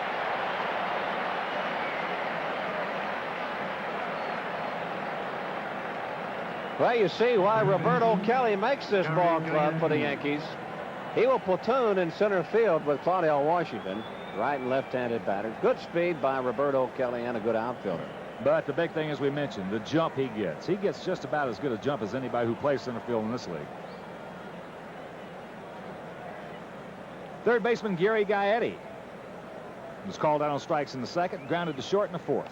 Fastball misses up and away, and the count 1-0.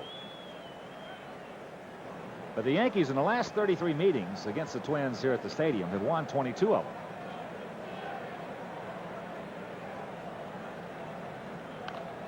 Good fastball. Gaetti just a tad late, and the count evens at 1. The Yankees with 4 runs in the 4th. RBI single by Winfield. 3-run home run by Piarulo. And 2 runs in the 5th. 2-run shot by Ricky Henderson.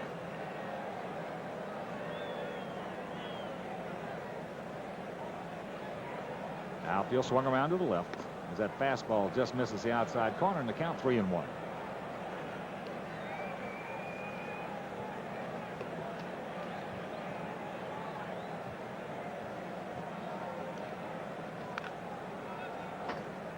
Full count to Gaetti. Well, there's a slew of camera crew on hand for opening day.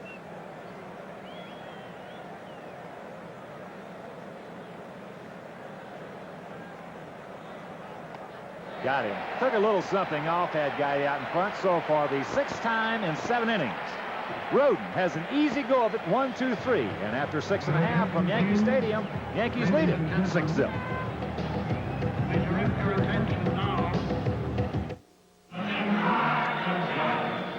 The brilliant Robert Merrill giving his rendition of Take Me Out to the Ball Game. But right here, bottom of the 7th inning, Yankees on top, 6-0. No other action going on in the major leagues at this time. As you look at some of the 55,802 in attendance. And they have been treated with a very exciting game. As you look at the Wiz scoreboard, you see tonight's games in the American League. Just the one, Seattle at Oakland. And in the National League, Pittsburgh at Philadelphia, the Cubbies at Fulton County Stadium down in Georgia, and the Padres will take on the Astros at the Astrodome. Also later on out on the coast, the Giants and the Dodgers. But right here, it'll be Rafael Santana to lead off the Yankee 7th. In the top of the order, Ricky Henderson and Willie Randolph to face the right-hander Keith Atherton. Santana struck out and drew a walk and scored a run. That fastball lifted foul down the right field line, and the count 0-1. In case you just tuned in, Frank Viola, the tough left-hander, went 5 innings, giving up 6 runs earned, 8 hits, 1 walk, and had 6 strikeouts. Minnesota Twins have action in their bullpen once again. A ball and a strike to Raffy. And don't forget, tomorrow afternoon, game time 1:05. We'll be on the air at 1 o'clock. The second of the 3-game set, it'll be John Candelaria against Les Straker. And in the finale, 7:30 game time on Thursday, it'll be Richard Dotson against the knuckleballing right-hander Joe Niekro. 2 balls, 2 strikes to Santana.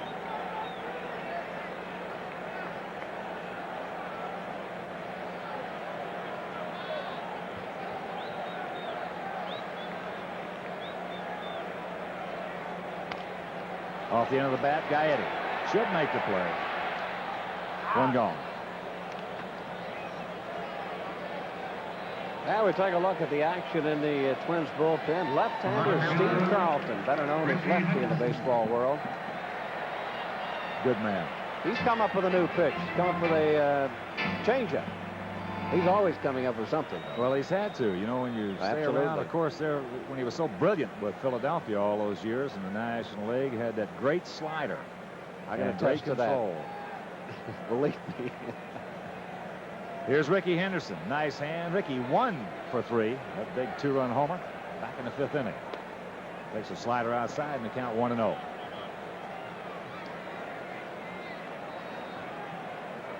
Ricky last year just wore Minnesota pitching out, hitting at .391. That fastball catches the inside corner. Ball and a strike.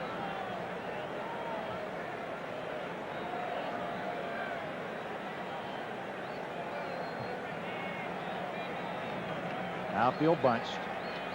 Shaded towards left just a bit. For Henderson as a fastball poured in and over, and the count moves to 1-2. Good fastball. That ball actually started outside of the strike zone and then broke right back over the outside portion.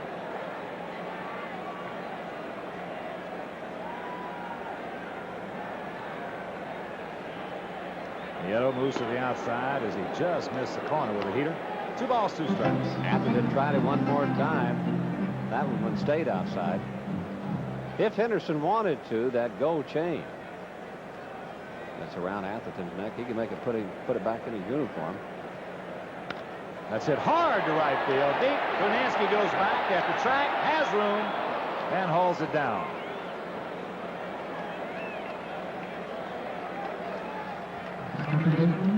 Well, the last 2 innings, Roberto Kelly and now Ricky Henderson have sent Brunansky back to the warning track with deep fly balls. Here's Willie Randolph. Willie struck out in the first, doubled and scored a run in the fourth, and he singled in the fifth.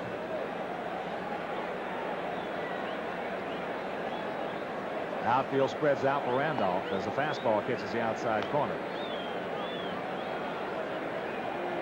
For the Twins in the outfield, Gladden left, Puckett in center, Brunansky in right. Breaking ball slashed foul on a play, and the count quickly 0-2. Around the horn, Herbeck at first, Lombardozzi at second, Gagne the shortstop, Gaetti at third, and the battery of Nieto and Atherton.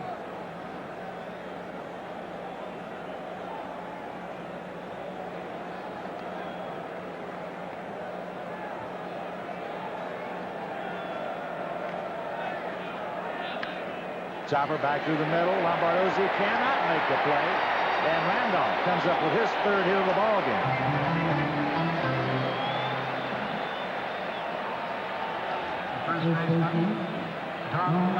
Do or die play for the second baseman, Lombardozzi. In fact, the ball hopped up on him. That's the easiest play to make when you got your back to it.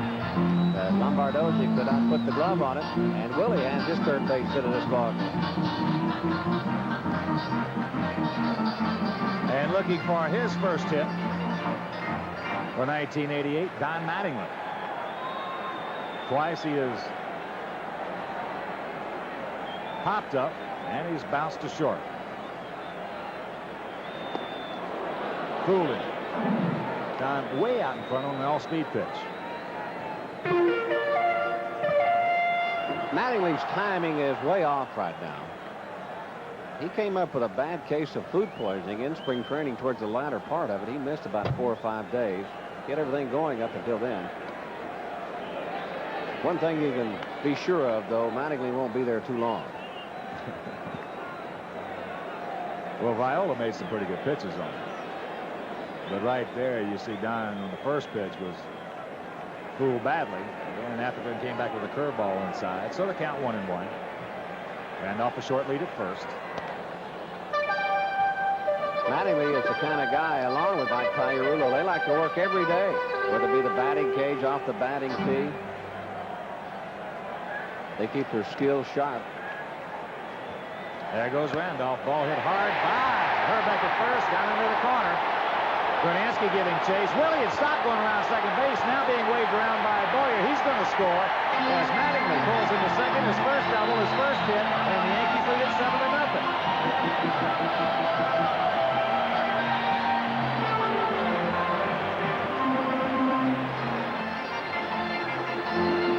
Breaking ball, Mattingly right on this one from the right-hander. Past Herbeck. Randolph will round second base. And he'll pick up the third base coach, Clete Boyer. And the Yankees take a 7-0 lead. Just a bullet. Ripped by the first baseman, Ken Herbeck. And with 2 out, Don at second. That'll bring up the designated hitter, Gary Ward. Ward 1 for 3, an infield single back in the 4th inning. Big gap in left center field as Puckett over towards Brunansky in right as he takes the curveball in and over in the count 0-1.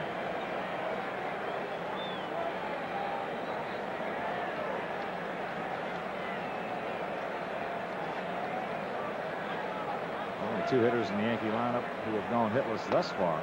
That fastball high and inside. 1-1 the count. Skinner and Santana.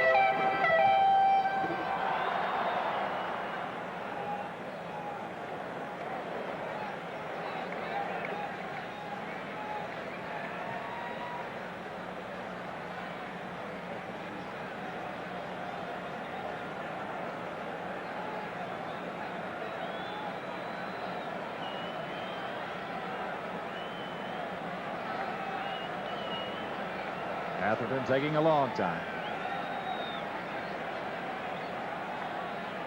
That's hit hard into center field, right at Kirby Puckett.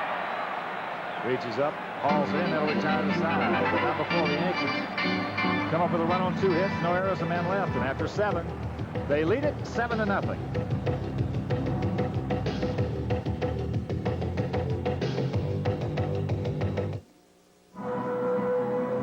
Wednesday afternoon, the Yankees host the world champion Minnesota Twins at 1 p.m. and there will be Kids Opening Day. This day is dedicated to the kids. There will be a pregame festivities including player introductions and a first ball ceremony featuring Mickey Mouse. In addition, all fans 14 and younger will receive a free Yankee gift. The Yankees and the Twins wrap up this three-game series on Thursday night with game time starting at 7:30. Tickets for all Yankee home games are on sale at the stadium or through Ticketmaster. For more information, call the Yankees at 212-293-6000 or Ticketmaster at 212-307-7171. Pride and power of the 1988 Yankees.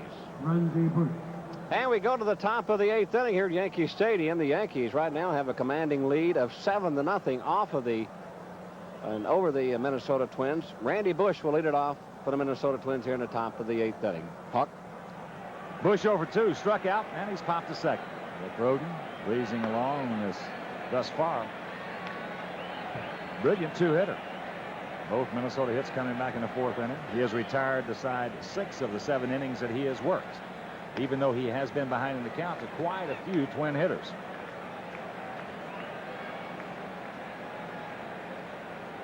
Yankees with 4 in the 4th, 2 in the 5th, 1 in the 7th. A fastball out of play, and the count, a ball and 2 strikes.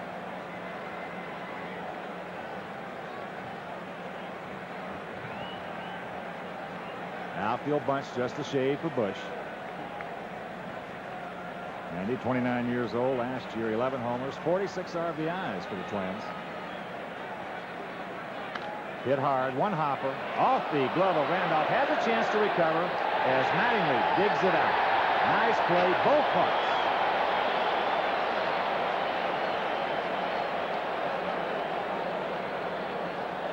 One of the advantages of playing second base, Willie Randolph gets in front of that ball, and he knocks it down off to the right side, picks it up, throws it in the dirt, but Gold Glover, Don Mattingly, picks it out of the dirt for Willie Randolph. And that was a tough hop for Mattingly. The in-between hop, he just stayed right with it. Here's a right fielder, Tom Brunansky. He's popped to third, and he's popped to second. Fastball outside corner.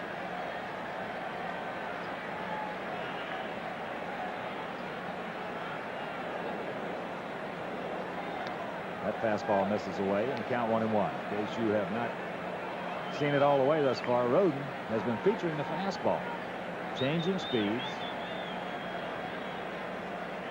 Breaking ball in the dirt, and the count 2-1. Rhoden trying to even up his career mark against Minnesota at 2.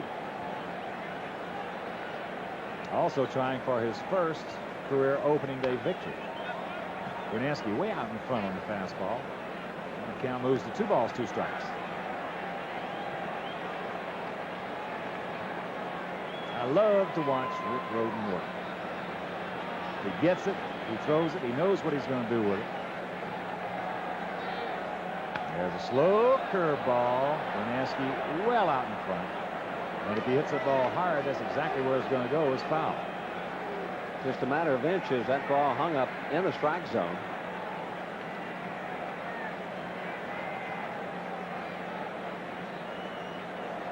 Hard hit. Tags off this glove. Santana will not be able to pick it up. So Brunansky with a base hit. Rhoden had retired 12 Twins in order until that infield single.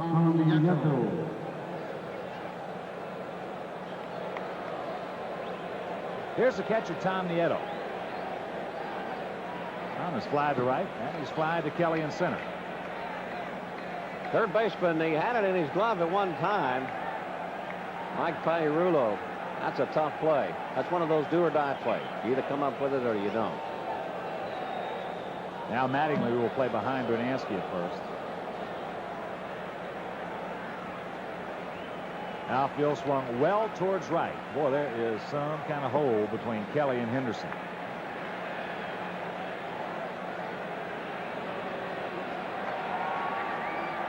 Tags even with the line at third. Fastball swung on late. 1 strike to Nieto. Hey, look at this hole right there between Henderson and Kelly. That tells you one thing. Nieto is not a pull hitter. Funny thing about Roden, though, he's made some mistakes in this ball game. He's hung several breaking balls and got away with it.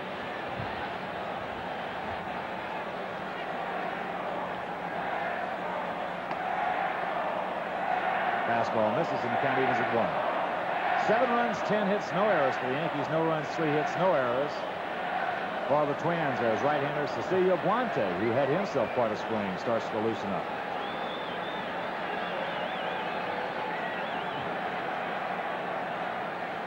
Fastball strike. 1-2 to the Twin catcher.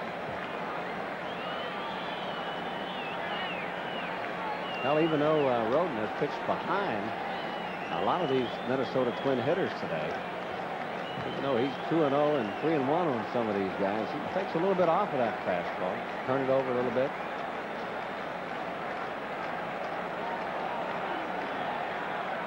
Breaking ball into right field. Easy play for David. 2 gone. And that's the reason for the scouting report.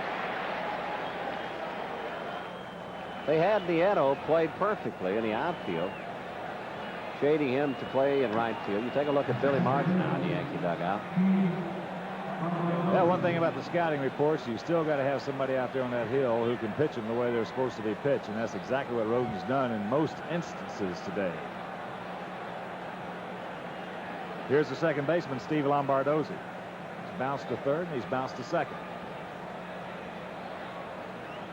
What you don't want to see is the outfield playing around that way, and then all of a sudden have somebody throw him an all-speed pitch from the middle part of the plate in. Slider. Just got a piece of Joel Skinner's hand, and a count 0-1.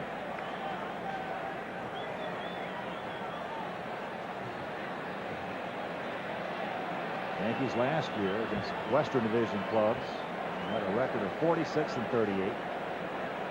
And against the East, they were 43-35.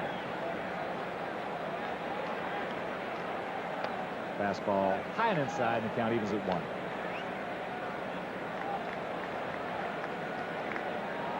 There's a partial line on Roden. It has been thus far just a piece of cake for him. Hard hit, just foul. Hung that breaking ball.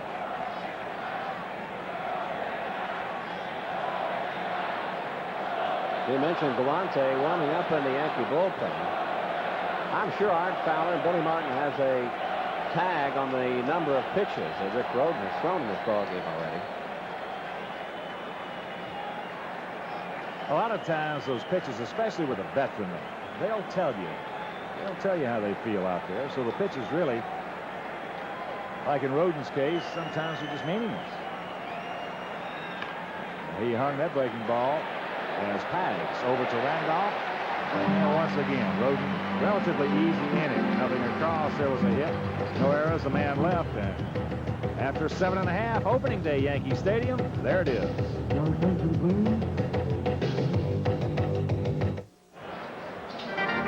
Well, Sports Channel keeps you up to date on the world of New York sports each weeknight with Lee Zeidman on New York Sports Nightly.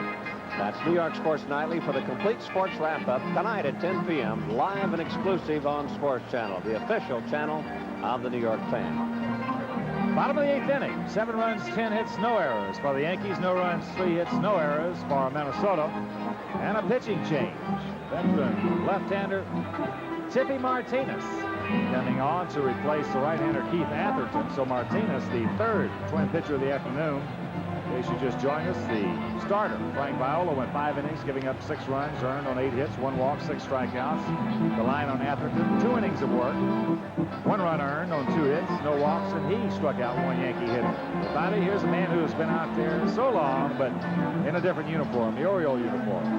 Well, Tippy actually started with the New York Yankees in the big trade back in the early 70s. Sent over to Baltimore, along with Rick Dempsey and a few other guys, but had arm troubles the last couple of years, and is now trying to come back, hooked on with the Minnesota Twins. As we said, the pitching is their weak point, Minnesota Twins, that is. That's Steve Carlton, now Tippy Martinez. So Tippy trying to make a comeback from a bad arm. Well, you know, when you're talking about their weak point, with the exception of maybe just a couple of clubs, and I say couple, two. And you're going to have to tell me who the other one is, but with the exception of the New York Mets, I think everybody who went to the winter meetings this winter was looking for pitching.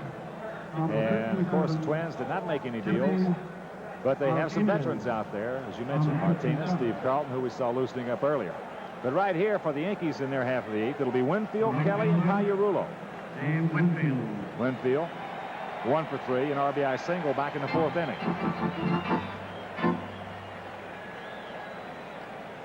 David last year, 27 home runs, 97 RBIs. Outfield straight away and deep. Fastball runs away from him, and the count 1-0. Talked to Tippy in spring training. Told me that his arm felt fine. He was anxious to go. Tippy better known for that slider, of course. And also the good changeup. Boy, he just turned it over vis-a-vis the screwball, which he used for the change. And all of a sudden now, when you've got the screwball going away from you, the slider coming in, it widens that plate out a little bit.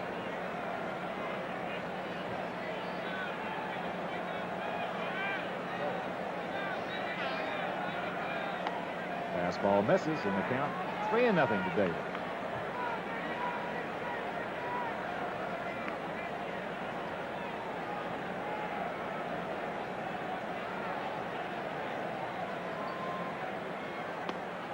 That's 4 in a row.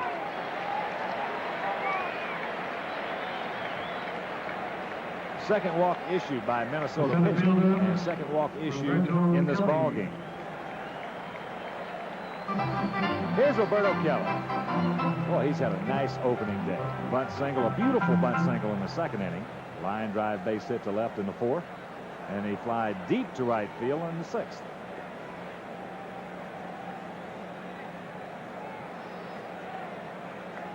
Puckett, for the most part, straight away as Gladden playing in the pull, so there's a bit of a gap in left center field. There you see Herbeck playing behind Winfield with this 7-0 Yankee lead. Fastball strike in the count 1-1.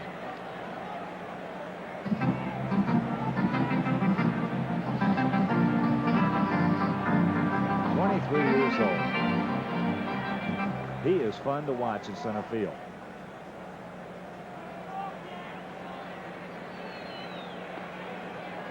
Took a little something off right there, turned it over on Bobby, and the count of ball and 2 strikes.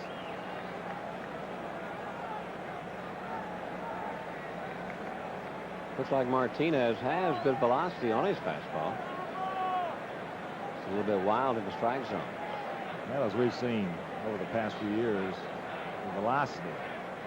Because there's a base hit. Line shot. Made a bad pitch on Kelly right there. Got it up over the plate. So Winfield moves into second. And the Yankees had the first 2 men on here in the bottom of the 8th inning.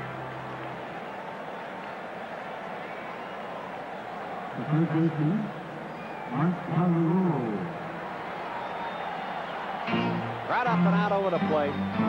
Kelly stays right with it. Drills it into center field for his 3rd base hit of the afternoon. Winfield has to hold at second base. He hung him a screwball right there. Here's Pags. Nice round of applause as Pags 1 for 3, but it was a big one. 3-run shot off Frank Viola back in the 4th inning. That staked the Yankees to a 4-0 lead. Fastball inside.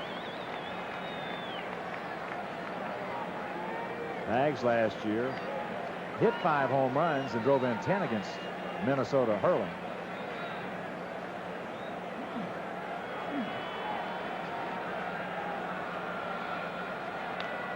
Winfield bluffed at second. And the count 1-1 to Pagliarulo. Well, I'll tell you, it's really nice to see Bobby get off this. Well, I know it's a big confidence booster for the youngster. He's had 4 good at-bats today. 4 good ones. You know, the question was about Roberto Kelly. Was his hitting going to be enough to stay with the big club? Up and in. 2-1 the count. I'll tell you one thing, I've been concerned about it. Watching him all spring. And The only thing that you would just like to see or hope that would have happened is that he would hit enough so he could live with himself.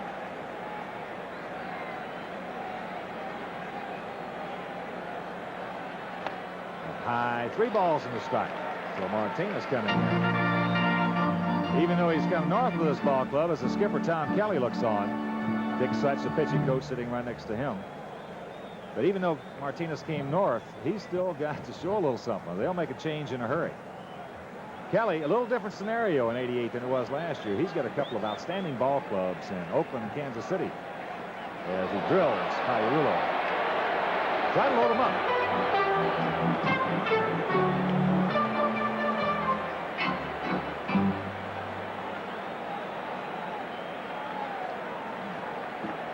Well, that'll bring out the pitching coach, Dick Such.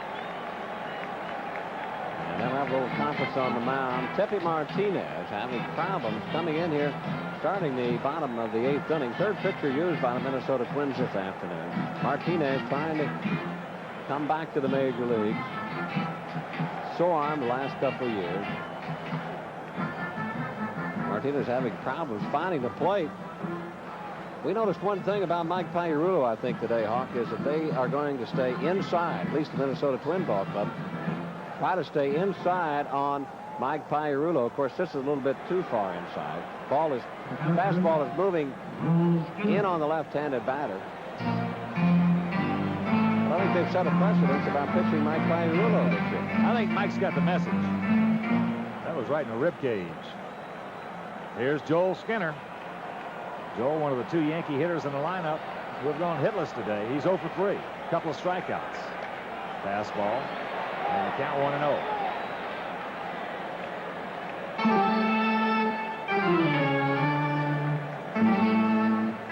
Seven, 11-0 for the Yankees. 0-3-0 for the Twins.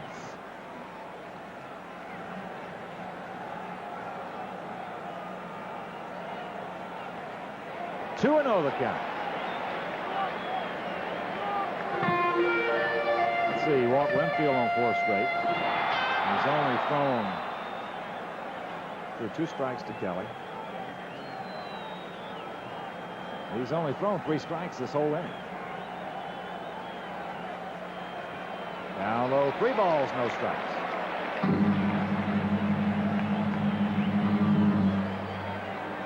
Scoreboard has 2 and 2. But it's 3-0. Funny. Martin just asked Richie Garcia what the count was. No, you know what it was? Skinner was telling Billy, no, it's 3-0, Skipper. It's not 2 and 2. Give me the hit sign. Be surprised if he's not hitting. Oh, he was taking, and that's ball 4. So that'll force Winfield in. Santana. Or check that, Kelly to third. Pirulo to second. Skinner at first. Yankees lead at 8-0.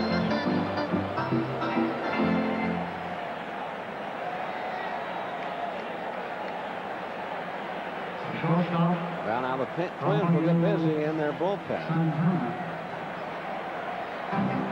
Here's Santana. At the 0 for 2, but he walked to lead off the 5th inning and scored ahead of Ricky Henderson's 2-run shot. Right on the corner.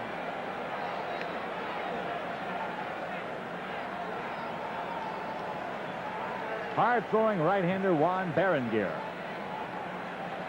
A little impact in that World Series against the Cardinals as that pitch in and over. Santana doesn't like it, and quickly it's 0-2. And that's when you say, why me?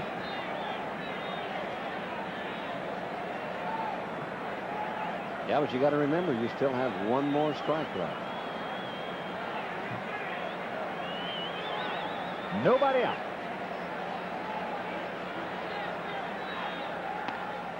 Just missed a little high. Might have been in that proposed new strike zone. But with Rich Garcia, the veteran behind the plate. It's hard to change your zone after you've worked so many years with one. Strike zone last year from the armpits to the top of the knees. Now it's somewhere midway point between the shoulders and the top of the pants. Take your pick. Rifles one over to the Yankee dugout.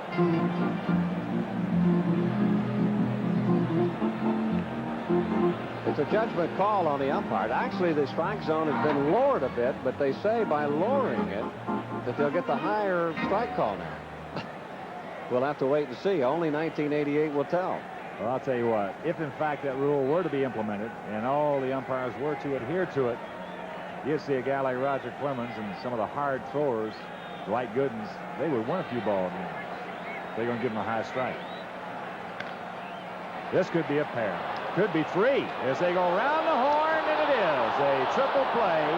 5 to 4 to 3 as Santana gets into certainly the first triple play of the season. And we'll take a look at it when we come back. Yankees score 1. After 8, they lead it 8-0.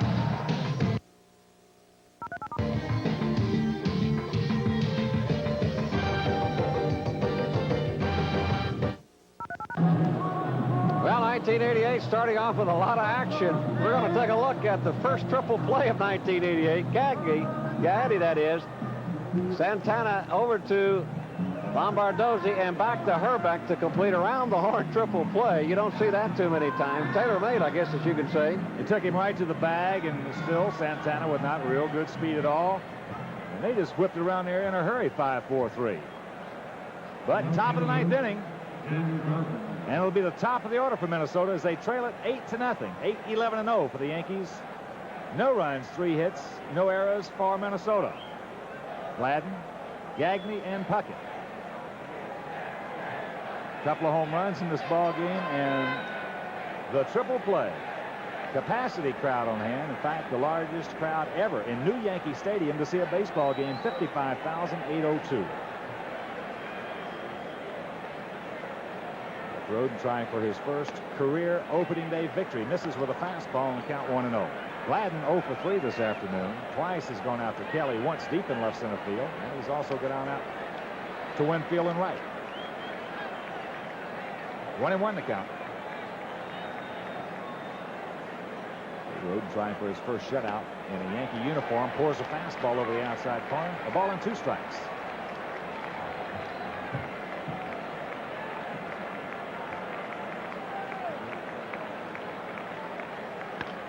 Changed up on him. Nice play. Way out in front. Little comebacker.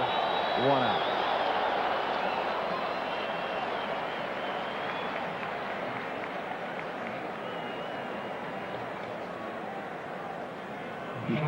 Here's the shortstop, Greg Gagne. 1 for 3. A double back in the 4th. That came with 1 out. The only inning that Roden has had any trouble whatsoever.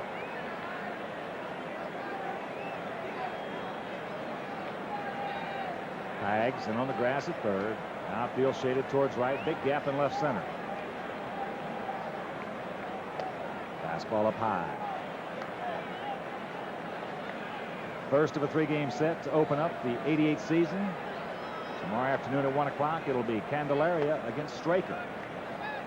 And in the finale on Thursday night, 7:30, Richard Dotson making his first appearance in the Yankee uniform against the knuckleballer Joe Niekro. Outside, 3-0 the count.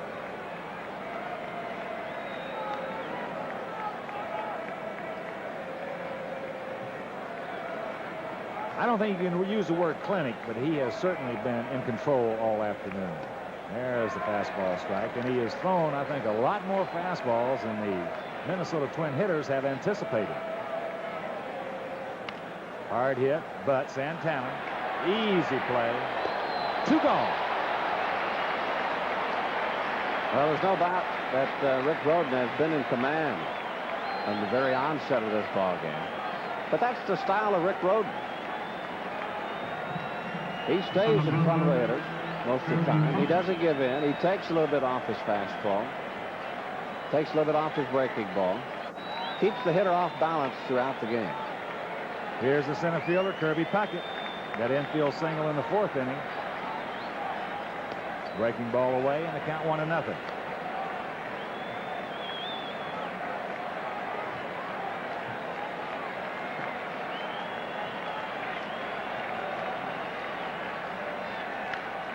That's deep in the right field. Winfield going back on the track. Has room, reaches up, hauls it in, and the Yankees win the opener For 1988, 8-0 over Minnesota. Rick Rhoden's first career opening day victory.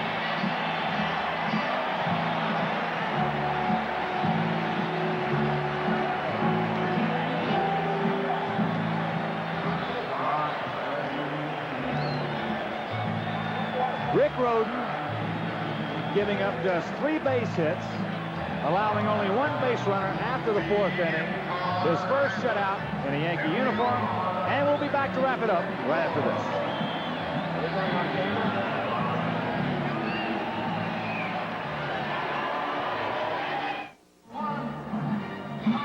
Totals on the board for the opener for this season. For the Yankees, 8 runs, 11 hits, no errors. They stranded 3. For the Minnesota Twins, the defending world champions, no runs, just 3 hits, no errors. They also stranded 3. The winner, Rick Rhoden, his first shutout in a New York uniform. The loser, the big southpaw, Frank Viola.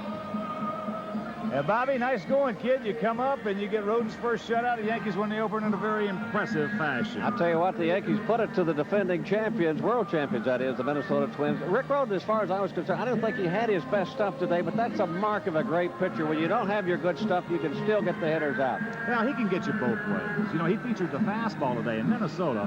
Very aggressive, young hitting ball club out there. They love that number 1. He didn't have the real good command of his breaking ball. He went right at him, even though he was behind in the count, 2-0-3-1 quite a bit this afternoon, and he made some mistakes with the breaking ball. But after he'd shown him that fastball, he got away with it because he pitched inside quite a bit. And with a short porch out there in left field, talking to Rhoden prior to the ball game, he didn't like it too much. He said the only redeeming factor is we got more guys on this club that can hit him over there than the other teams do. Well, he certainly didn't show it that he didn't like that. Maybe he pitched a little bit harder because of the shortness of the fences here at Yankee Stadium. But some other factors, Mike Pagliarulo starting the season off with that big 3-run home run. That's what really broke the game wide open, and Ricky Henderson hit another 2-run home run. But Roberto Kelly's play in the outfield, and plus his 3 hits at the plate, too. Well, that's the thing I am personally most pleased about is the fact that Bobby Kelly broke in 3 base hits this afternoon. First time up, got the first Yankee hit of the year with a beautiful bunt down the third base line, then hit a line shot in the left field, and then the last time up hit another rocket in the center field. So certainly a big confidence booster for Bobby Kelly this afternoon. And the Yankees played a solid ball game. We saw our first triple play of the year in 1988. The Santana bouncing to Gaetti at third base and around the horn for the triple play. So we've had a little bit of everything here at opening day at Yankee Stadium, plus a record crowd on hand for opening day. 55,802. That's the most ever to come in a new Yankee Stadium. All right, Yankees win it 8-0. We'll be back with more right after this.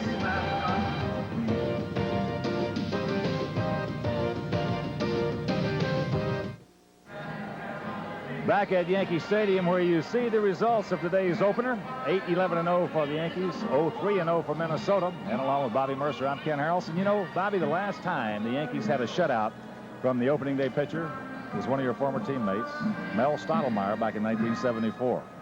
Well, I'll tell you what, shutouts are few and far between these days as far as pitching is concerned in the major leagues, especially for the New York Yankees. Last year, well, you know how important now the bullpen is. Normally, the starting pitchers, they tell them to say, can you give me 5 or 6 good innings, and then we'll go to the bullpen. Rick Rhoden started the season off with a shutout complete game, and I think that's something to say about the New York pitching staff this year. There's been a little bit of question mark about the pitcher. We're going to get a chance to see Candelaria tomorrow. And then Rich Dotson coming over, making his first start on Thursday night.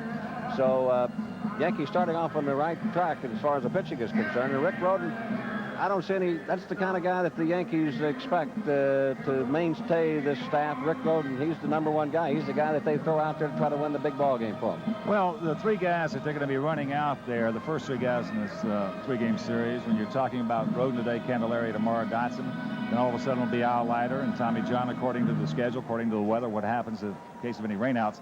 But as we talked about in spring training, you were more optimistic about the offense. I think the offense at this point is certainly solid. I don't think there's any question, especially when Jack Clark comes back, which he's walking around now under his own power. He's not on crutches anymore. But one of the things about it, when he gets back in there, you're going to see a lot of good balance. But I still think the pitching has been maligned. I think the pitching is a little better than everybody has been saying or inferring, so to speak. I think that Dotson will probably lead this club in innings this year. I think Dotson will give you 220, 230 innings out there. I think the big question mark is Leiter. And then all of a sudden, I also think another question mark will be Candelaria. Now, Candy, if he's healthy and he can stay healthy, we all know what he can do. He can go out there for 5, 6, 7 innings and really do a number out on that mound. But overall, I think also, as we stated at the top, Merce, that if this club, which is not a deep club, they have a deep club with the players on the field and the first 3 or 4 starters they can run out there. But if there's any injuries, they're going to have to make some adjustments in a hurry. Well, also, you got to remember that they have Charlie Hudson, who they can throw into the starting rotation. And basically, I think that Gooderman would be a better starter than he would out of the bullpen. But that's my own opinion. We'll just have to wait and see. But they do have some things that they can go to if they need it. All right, the Yankees win this opener 8-0 right now. Let's take a couple of looks at some highlights that we have for you. Dave Winfield, this knocking in the first Yankee run. That coming in the 4th inning. After Willie Randolph a double, there comes the co-captain scoring. That made it 1-0. Winfield getting a big ovation from the crowd, but here's a big blow right here off the tough left-hander Frank Viola. Watch Kirby Puckett. Bobby, this is something you don't see Puckett do very often. Especially at the Metrodome, Kirby Puckett, you could see him all day long bringing the ball back in over the fence. But this time, Mike Pagliarulo gets the 3-run home run out of it as the ball glances off Puckett's glove. Now the top of the 5th inning after Santana let it off with a base on balls. Ricky Henderson on the fastball for Viola. Well, Henderson, we all know that he has power. Billy Martin is expecting Henderson to steal at least 100 bases for him this year. He won't have to steal too many if he keeps knocking the ball out of the ballpark, though. And here's a first base hit for the hitman, Don Mattingly. A rocket down the line. Also picking up his first RBI. And then, of course, something that did not happen yesterday, so we can say the first triple play of 1988. Well, you take a look at Guy Eddy. I don't know if you could call that triple play tailor-made or not, but this one is certainly tailor-made. Lombardozzi back to Herbeck, around the horn, triple play, first one in 1988. So indeed, a very fine opening. As we mentioned, the record crowd, 55,802, the most people ever to come in to New Yankee Stadium to view a baseball game. And Bobby, the first of a 3-game set, both New York clubs. And of course, everybody's talking about that Subway Series summer, and it certainly has an opportunity to be so in 1988. Absolutely. For the first time, as far as I'm concerned, they've been talking about the Subway Series. For the first time in a long time, I think it's really something that you can look at to come true at the end of the season. The Mets and the Yankees getting it on in the World Series. Nice going, kid. Nice job. Hey, I enjoyed it. Great game. All right. Once again, the final score is the Yankees in the first of this 3-game set beat the Minnesota Twins by a score of 8-0. And remember, tomorrow at 1 o'clock, the Yankees continue their series with the defending world champion Minnesota Twins. Also tomorrow at 8 o'clock, the New York Islanders collide with the New Jersey Devils in round 1 of Stanley Cup playoff action. Thursday, the Nets shoot it out with Dominique Wilkins and the Hawks at 7:30 on Sports Channel Plus. So for Bobby Mercer and Ed Randolph, this is the Hawk Ken Harrelson saying so long until tomorrow. And thanks for watching New York Yankees baseball on Sports Channel, the official channel of the New York fans.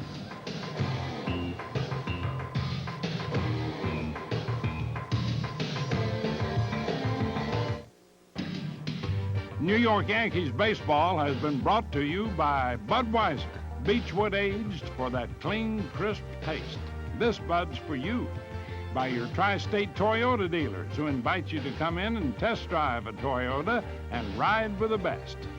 By the Whiz, nobody beats the Whiz. And by Dodge, for 1988, it's gotta be a Dodge.